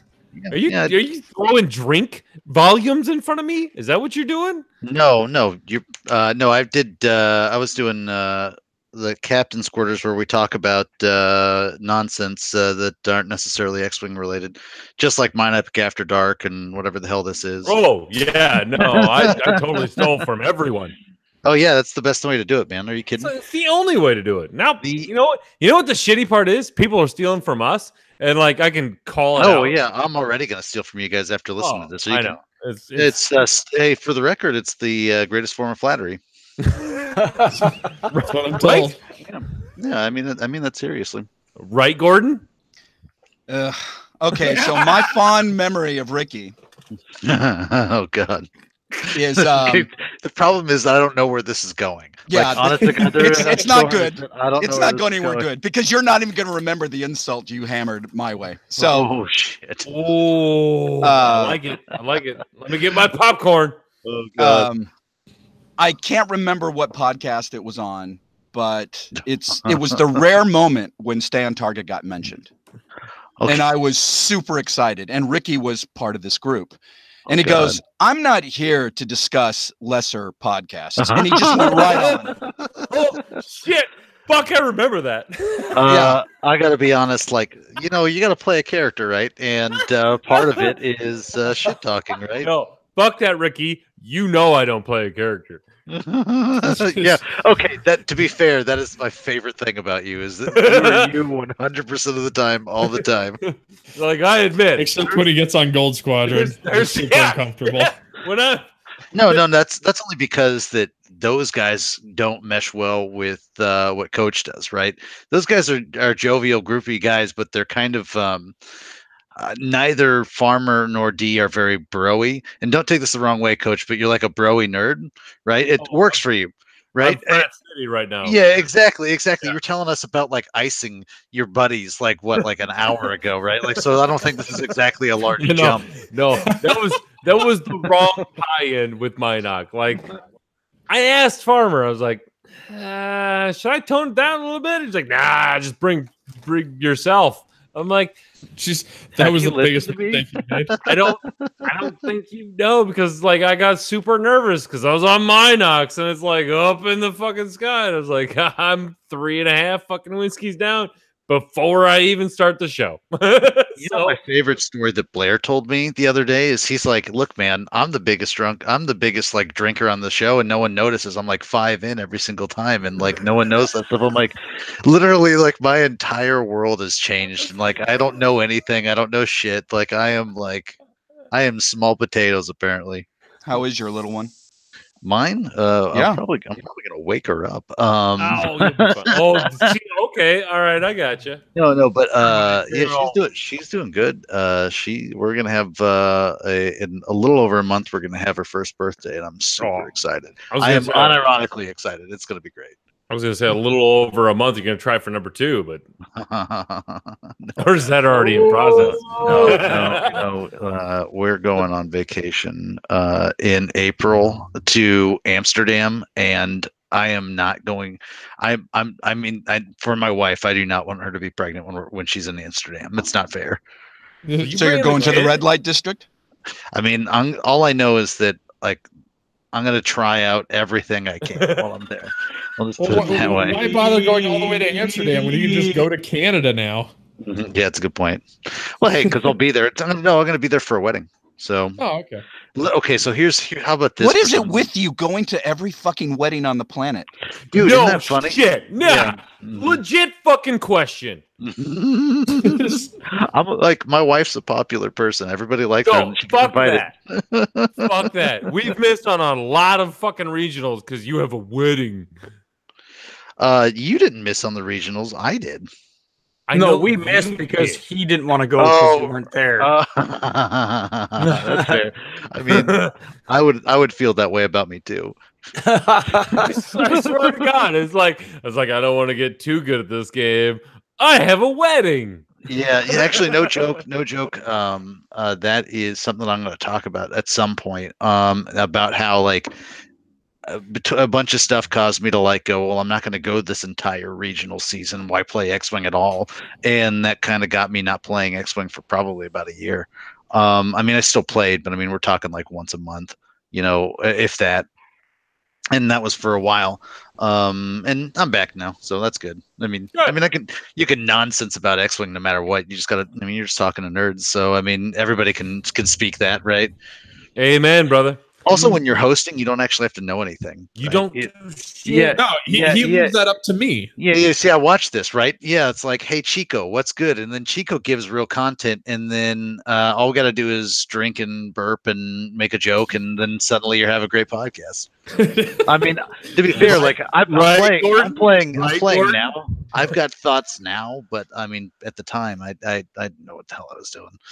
It's right out of his playbook. It's exactly what I do. I have 2 content providers, and then I give them a hard time. What Done. The fuck Got is a this? show. What the fuck is this? You're kicking Franch off the show? What? Yeah. What? Yeah, he's kicking Franch off the show. Oh, bullshit. Right? Where did you get that? Oh, everywhere. Gordon, you're a monster. Yeah, okay. Sure. That's what I'm doing. No, he's a millennial and hasn't watched what we call a movie. He's got homework to do. That's all it is. Which movie? No, I totally agree with you, Gordon. Hold up. Are millennials destroying the movie industry now? He's never seen Forrest Gump. Wait a second. Really? God. See? That's not a real thing. No, people, that's not real. I don't believe it. Those people aren't real. If you haven't seen Forrest Gump, you're not a real person. I mean, we started going through several movies, and then he kept repeating, I've seen Lord of the Rings. I'm like, come on. Oh, wow. Oh, God, my hand is so not steady. Like 15 miles north, a block from my grandparents' house, is a Forrest Gump gravestone. Like, that shit's real. People were named that. Yeah, exactly. I don't know what to do with that, Chris. I don't either. I was really confused when I saw it, so I had to share. One of the main reasons I got you boys on is it's Chico's 1-year anniversary next week. For his wedding. That's worth sharing with For, people. for It's the his podcast. It's his OCX 1-year anniversary. Oh, right. So the important one. And it's legit happening on Halloween. Like that. I looked at the calendar and it's Wednesday and it's October 31st. Fucking it's Halloween. I got to be honest. I was listening to the podcast and I'm listening to Chico talk about cards and stuff. I'm like, wait, Chico knows how to play X-Wing. I thought he knew, like, I knew he knew how to judge X-Wing and knew how to code for it, but like actually play, like, I was surprised. But apparently, I believe you now. You sold me. I bet you're actually really good. I'm a solid 3-3, 4-2 if I practice, 5-1 if I really try hard. But I'm not winning anything regionals or above, so I wouldn't call myself good. I believe in you. It's okay. You just got to believe in yourself.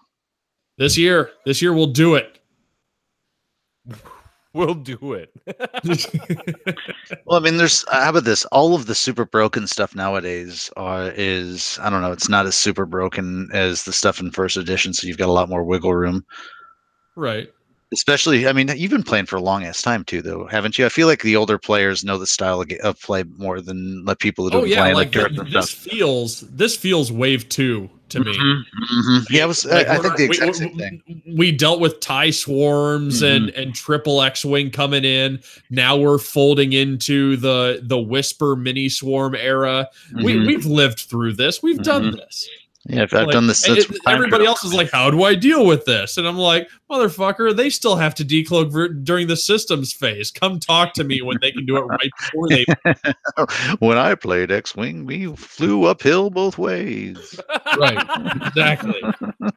I remember walking into that first Chicago Regionals tournament, and there were just whispers everywhere, decloaking the second they went to move, and fucking C-3PO was everywhere. I thought I was fancy walking in with a fat Falcon, and I had no idea who C-3PO was. And they were like, let me welcome you to my Lord and Savior. And I'm like, motherfucker, this is going to be a bad day. Loki, you're entering a world of pain. Yeah, I super was. It was awful. That's funny. Oh my God. Host walked away. Ricky, carry us. Go. Yeah, I got you. So Chico, I'm doing panel work on this tugboat that I'm doing right here. Right. Yeah. And it is just not going well. It is because you're doing yellow. Yellow sucks. Yellow is fucking awful. Yellow on black, and I am just like mad at yellow myself right on now. black. What is wrong with you? Every single one of our podcasts are yellow and black colors. Why do I hate myself? Oh, I don't know. You should like legitimately, you should probably take like an X-Acto knife, scrape the black off of what you want to paint yellow, and try again. After watching Luke tonight, I'm just going to commission him. I'll just have him paint him. That way I don't I'm commissioning him to do a pirate boat YV666 that we're going to do for a prize. I don't know what we're going to do with it, but we're going to hand it out somehow. I just thought it sounded cool, and like, well, I mean, I don't want to pay for it with my money, but if I pay for it with Patreon money, that means I have to give it out as a prize. So here we are. I want it made. So some lucky bastard's gonna get a pirate ship themed YV666. But you can do whatever you want with filthy internet dollars, right? Yeah, I try and be okay, let me be fair. Like, I have definitely gotten flown out to Evergreen before on the Patreon dollar, right? But we handed out all our prizes for that. But right, other than that, like it all, like, I don't know, like what, it's not money enough to like live on, so I may as well hand it back out to people or pay for like List Juggler. Or what is the Vassal thing? We do Lady Luck too. We pay for those. Yeah. Evidently, I have to find a way to pay for a privacy policy for Cryodex because they keep taking me off the Google Play Store. Are you kidding? Ugh. Yeah, they keep taking me off because of privacy policy violation because I had ads on there, and the ads pull your information from Google to figure out what ads to show you. So I took all the ads off and I was like, fuck it, I'll be ad free. I don't care. And I put it back on there. They keep taking me down. They're like, you have ads. And I'm like, fuck you, I don't have ads. And they won't listen to me because of Google. We went through this whole thing. Like, no, not anymore. You guys were annoying. Oh, God, I'm going to regret doing this paneling. I'm so mad. I'm going to put this down. This is going to bother me. Gordon, this is the next level content I deliver. How's the weeklies going, buddy? I never said we were a weekly podcast, and we're never going to be a weekly podcast. Dude, I don't know why you would ever do a weekly podcast. You guys are insane. Those with filthy Patreon dollars, I think, have a pressure and expectation put upon them. That's about the only reason. Pressure and expectation. Fuck you. No, they don't. You don't have to. You can do it per episode. From us. Yeah, you can do Patreon per episode. I do that on purpose so I don't have to guarantee how many I'll do per month. I think it's just whiny bitches that are bored at work that want content. They want us to dance monkey dance. Forget it, Chico. I'm not doing it. That's totally me. I run a faster 5K when I'm listening to you, Gordon. Because you need it to end? I don't understand. He just I don't know. up the speed of the recording. But like in 3 times seriously, speed is if I'm listening to something that I find that keeps me into the content, I think less about my running and I run faster. Oh, I'm sorry. Was that a compliment there, Chris? Sure. Go for that. Yeah. Yeah, it works. Like having something good to listen to, like does better. Those fucking crates keep me running.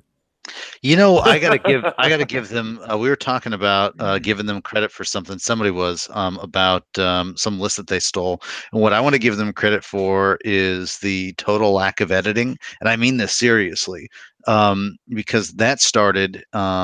And Minox started not editing, and then Crates really didn't edit, right? And that brought like the expected quality of podcast down, so we don't have to anymore. It's the best thing ever. Oh, Dion doesn't even edit anymore. Yeah, it's great. Like we used to take time to edit because we'd get complaints about that stuff. Like, and now we don't, and it's the best. I think we did our first edit ever on our last show. What? Yeah, something French said. I think when I listened through it, I remember telling the guy, I said, "You need to listen for this thing, and you tell me if you think that needs to go out on the air." You guys might want to consider editing out "white is better" because Chico's probably on some FBI list. That was commercial break. All it takes is someone with audacity to edit the marshmallows, and then it's out there forever. I mean, that was commercial break. They don't have any fucking Twitch clips on YouTube. But I mean, like, you know, it's in some metadata anywhere, and they're looking for somebody like that right now, right? They're looking to see if like any mass envelopes was sent down to Chico's address as we speak. God damn it. Check out Those are only proton bombs, I promise. Oh my God. Wow. You said that, and I was like, oh shit, that's fucking funny. but I was like, oh no. Thank God it was during the commercial break because nobody else is gonna hear that. Okay, does it not freak you out that somebody else in the chat is called Christopher Brown? No, I'm fucking used to it after that motherfucker beat his girlfriend. Because and where I work, there's 3 Christopher Browns. I'm Christopher Brown. There's a Christopher Brown 2 and a Christopher Brown 3, and I get all of their email. Ah, that's terrible. Yeah. Ugh. Here in Fort Wayne, Indiana, guys, we boast the single largest population of Chris Browns in the nation. No, the other 2 are in Vermont and North Carolina. and then this Chris Brown is in Seattle area. We're all over the place. We're taking over. So, I guess content-wise, guys, what'd you think of the new article? I don't care. I told you, I'm not kidding. Until points come out, it's like I hate guessing at this stuff. It's like talking about it with unperfect. You kind of have to as a podcast, but I hate doing it. Like, I guess as us, okay, there we go.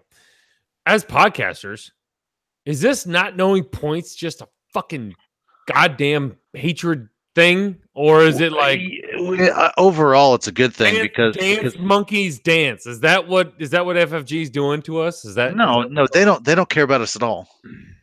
I think it's an excellent cop out being able to talk about cards and not having to give a shit about being able to declare if they're good or not, because we can just go, fuck it, who knows? Let's just talk about where it could possibly be used. I think I like that. I think BB-8 and Poe are gonna be good though. I think I looked at it. I mean, I'm not gonna lie. It better be. That's thematic. Thematic should be good. Hi, Ryan. It's all How about are you doing? Real quick to wrap up the points, it's not going to matter anyway because theoretically it's out the window every 6 months, regardless. So why? Yeah, we don't know how that's going to work though. It's in theory. It's R4 on Poe, by the way. That's just correct. I don't really care about the points. I don't care if BB-8's free. Coming from Mr. Plot Farmer himself. That's right. How we doing, boys? Ricky, you're beautiful. Love you. Oh my God, it's my alternate universe roommate. What's going on, man? Right.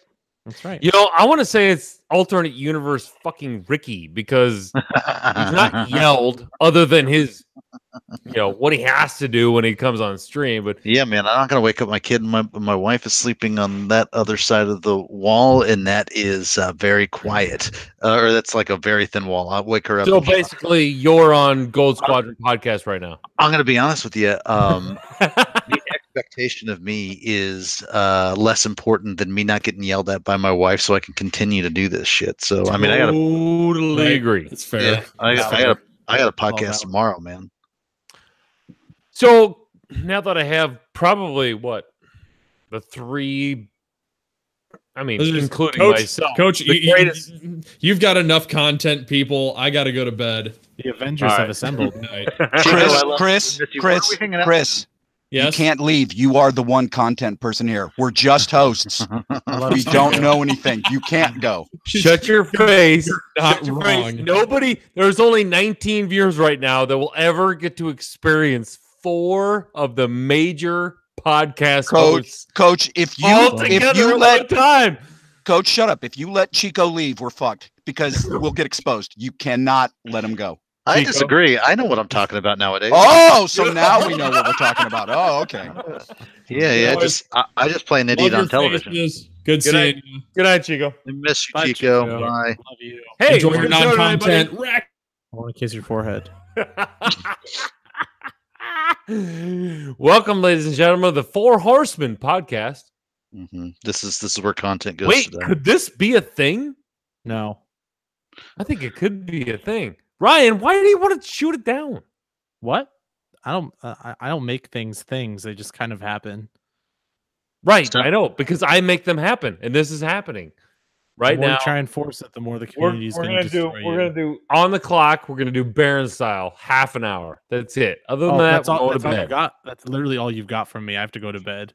Yeah, half an hour. That's all I'm asking, guys. All you get. I'm ready. From the top podcast, what do we want to bitch about tonight?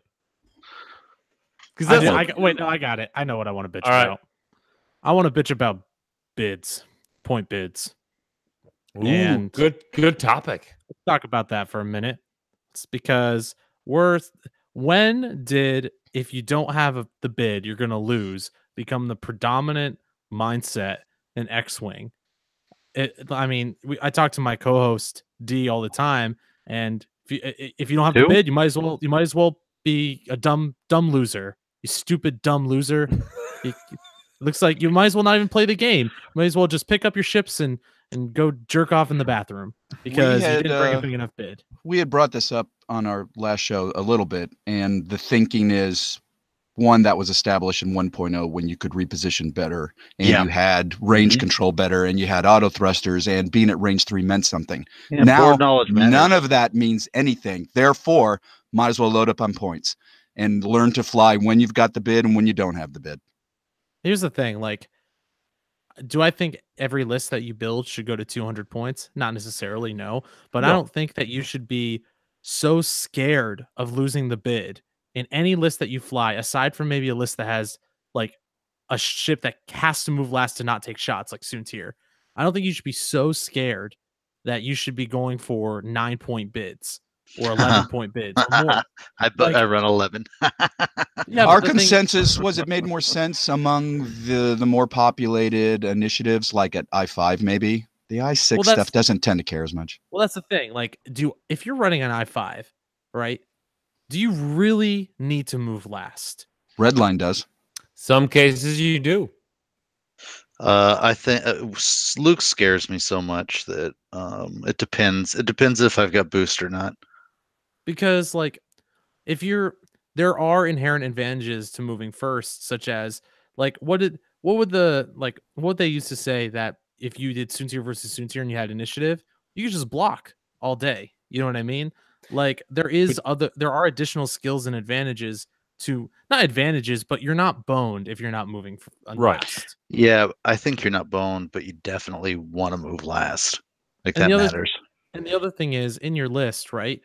Like if you're building a list and you know that you're working towards not having a bid, sure, a 1v1 situation during an endgame situation. I'm not here to argue that if it's Guri versus Guri, the Guri who's moving first has an advantage. That's not what I'm saying. But if you have your entire list, like you're not just one ship. You should be working that into your overall tactics of the game to put yourself in situations where it's not Guri versus Guri in an endgame situation. Yeah, the first moving ship plays the rabbit. Yeah, Sure. it becomes tactics while you've got all the ships on the board. Yeah. Sure.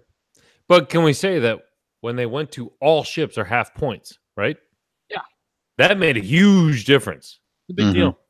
It's not only bid, it's like, wow, okay.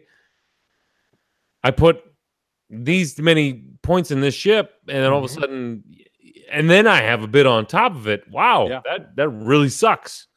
Or benefits in either way, in whatever way you're going with. So yeah, when the half points across the board hit the table as this is rules, that made bids super important. I couldn't agree more. You know, I kind of enjoy the mind game. Like I think VI cost 195. 1. I think VI cost 1, and these bids are 11 plus. So it kind of I'd rather someone who normally plays swarms. I'd rather you waste more and more of your points because it doesn't matter to me anyways. So I think that's good overall. I mean, and that's kind of how it was. Again, because we're talking about this, it's kind of how it was in early, an early X-wing before VI became a thing. Right. You know, it'd be really interesting to go back and look at super early X-wing because I mean, I'm here. What do you want to know? Well, no, I mean, if there had been like, other than you, obviously, but like looking at those games, if we had like streams and stuff from like the first Worlds. I'll tell you what you missed, Brian. Everyone jousted. Yeah. I mean, not always, but for the most part. Yeah. So, welcome, ladies and gentlemen. We have Mr. Ontopsky, who's probably more smart about all of this than all of us combined. But hi, Ryan. Don't put me on that pedestal. That's way too high. I'm going to put you on that pedestal because I need you on that pedestal. So I got a link, and I was like, all right, once I heard the bid talk, I got to get in on this because I think the higher the bids go, the more powerful and effective in the meta Sloan and Drea swarms get, because the tools get taken away from those lists to potentially deal with them, or even whole ships. Like your 2-ship list now goes to 3 because you want to bid and make those 2 ships more powerful.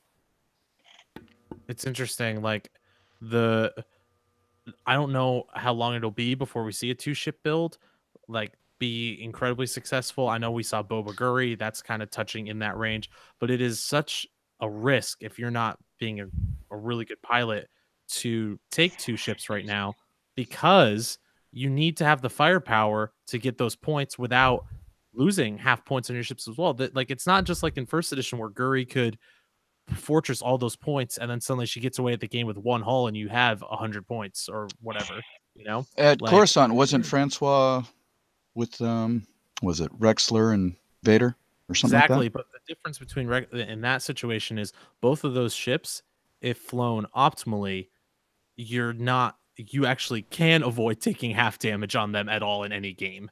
And even if you lose half a Vader and you kill a couple of their ships or most of their ships, you're still okay. It's a risky play for sure. I'm actually really impressed it did as well as it did. Francois is a great player.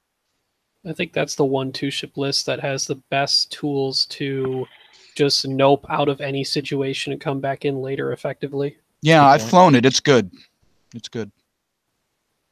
Advanced sensors, Rexler can be wherever he wants. Right. It's strictly a get out of jail ability, though, right? Because it shuts down your evade. And then Vader can be wherever he wants too. Yeah. If you put the afterburners on it. Right. Yeah. Mm-hmm. If you can make that Vader burn those, no pun intended, but get those charges down early, though, it's going to be easier. Yeah, getting back to that initiative point, I took Francois' list, and I'm like, he's got the bid here. And I'm like, screw that. And I put Prockets on Vader. And that hurts. And so I made up for the defensive, needing to move last with, well, I'll just shoot you in the face with 5 dice. Yeah, that's the thing. Like, here's the difference, right? If you make a list where you know that your bid essentially guarantees that you go first all the time, you don't have to bring any kind of counterplay to deal with not having the bid. But I think that's become the prevalent mindset in X-Wing right now, instead of potentially having the thought of, you know what, maybe sometimes I won't have the bid, but if I don't, I've got tools to work with this. Wedge is a really good example. Wedge is an I-6 torp carrier. He's not an ace, but he doesn't really need the bid necessarily because he's not arc dodging. He's not voiding shots. He can deal with moving first because you're just kind of getting stuff in. You're keeping his arc wide and you're catching stuff in it. So when you have a list with Wedge in it, it doesn't necessarily have to be a 9-point bid. You know what I mean? Yeah, there were some games when I took my Sloan Swarm to Crossroads and even testing beforehand where even though I'd Whisper, everyone's like, oh, I want to move last with Whisper because most of them have Vader crew to set up that and maybe. Yeah, but you might want to hit first, right? Exactly. Right. Yeah, I in some situations I want to guarantee keeping the evade for Juke and then hitting the Bobas before they can use Han Gunner. Yeah. You guys are talking way too much content. God damn it! Slap the bag. This is your fault. You're the one that. Yeah, you posed the question. This is nice. We might do this as a little separate little half-hour segment. This is good because I was going to talk about this on my podcast, and then I knew that it was just going to turn into him saying I'm wrong. Well, let's just turn this into podcast host knows best. Podcast host knows best with Ryan Ontopsky. Hey, for the record, Farmer, I think that you're pretty darn smart about X-Wing. Don't listen to D. He brings you down too much, man. I appreciate you, Ricky. I appreciate you and your I'm totally going to do this, and we'll see how this flies. We'll do OCX hosts with the most. Oh my god! OCX hosts with the most. I like it. I like it. It's got a tagline. All right. 4 Horsemen was pretty good too, but the 4 Horsemen was pretty good. Pretty solid. Pretty good. It was pretty solid. But now we have more than 4 people in here. But so Ontopsky's like the Lord and Savior. So we can have way too. So it all works. Well, if it's the 4 Horsemen, you have 4 horses and 4 horsemen, right? So we can have up to 8 people in here. Good luck keeping that in line. Is that farmer math? Yeah. Listen, that math was on point. Hey, no, I totally agree. I think bids are going to be just ridiculous, but we're coming up as a good host does on our time limit. So sorry, Antopsky, you came on, but you really knocked out of the park. So it's already been a half hour. Jesus Christ! Hey, no way, it's been a half hour. Really? By the way, guys, now that I have you on, it's Chico's 1-year anniversary on the OCX. Ooh. Nice, man. Next buy weekend, a booze day present. I'm trying to figure out what we're gonna do for him. Where does he live? Fort Wayne, Indiana. Oh, cool. Not too far from us. But it is literally Wednesday is Halloween, and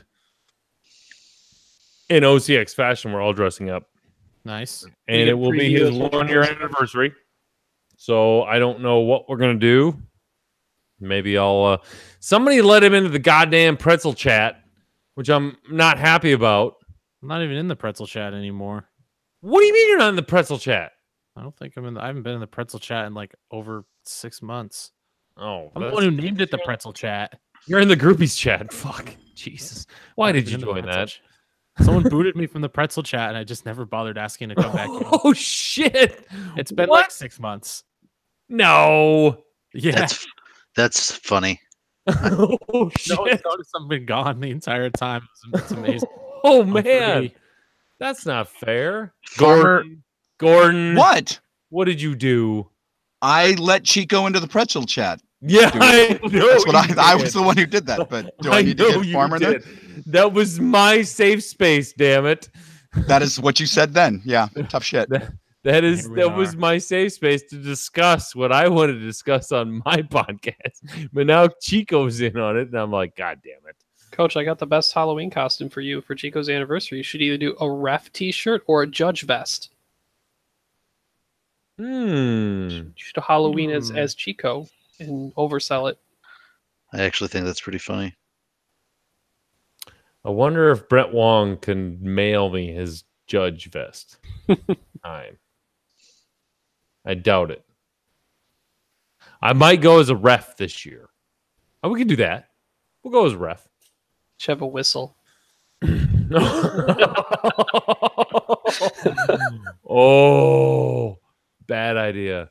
Bad idea. Drunk coach blowing whistles on whatever he wants. You probably So, I'm gonna give you all a heads up. You might be beginning, unless you're busy on Halloween, but you might be getting pulled on the show. So, I'm probably going to be busy, but if I'm not, I will jump on.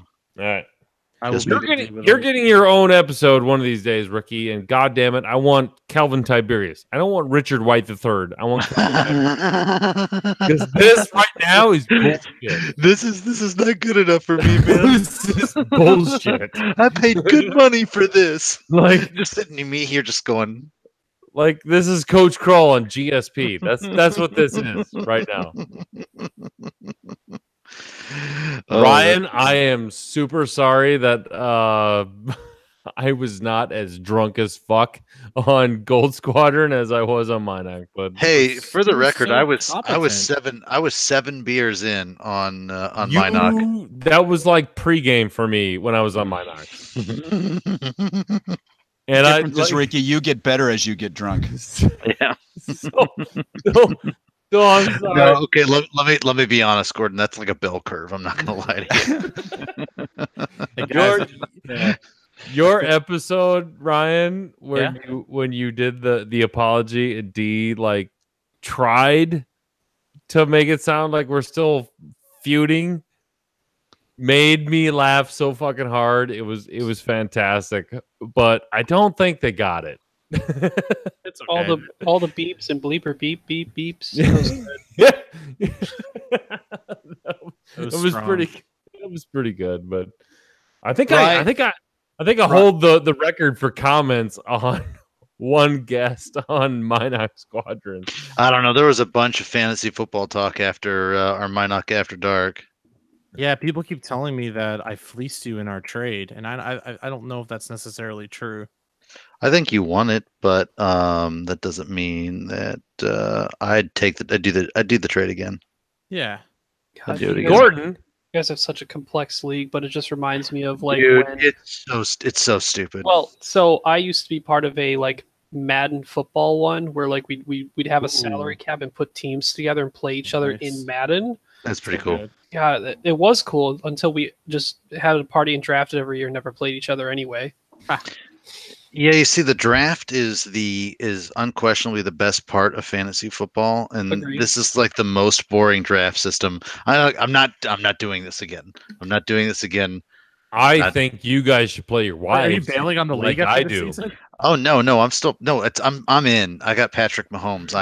I'm committed. I can't drop him, and I can't. This is the only time this is ever going to happen for me.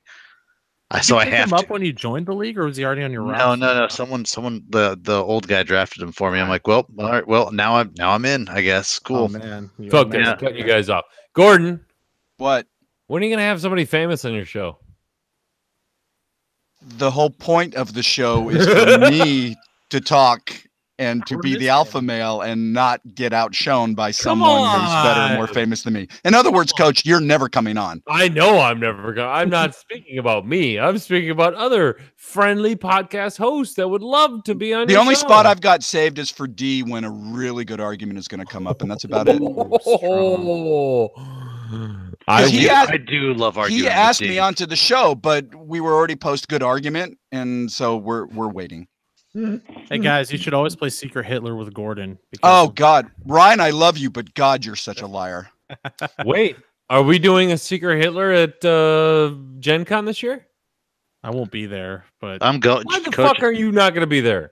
Coach, I'm going to Gen Con this year. Oh yeah, I take that about as far as I can throw you.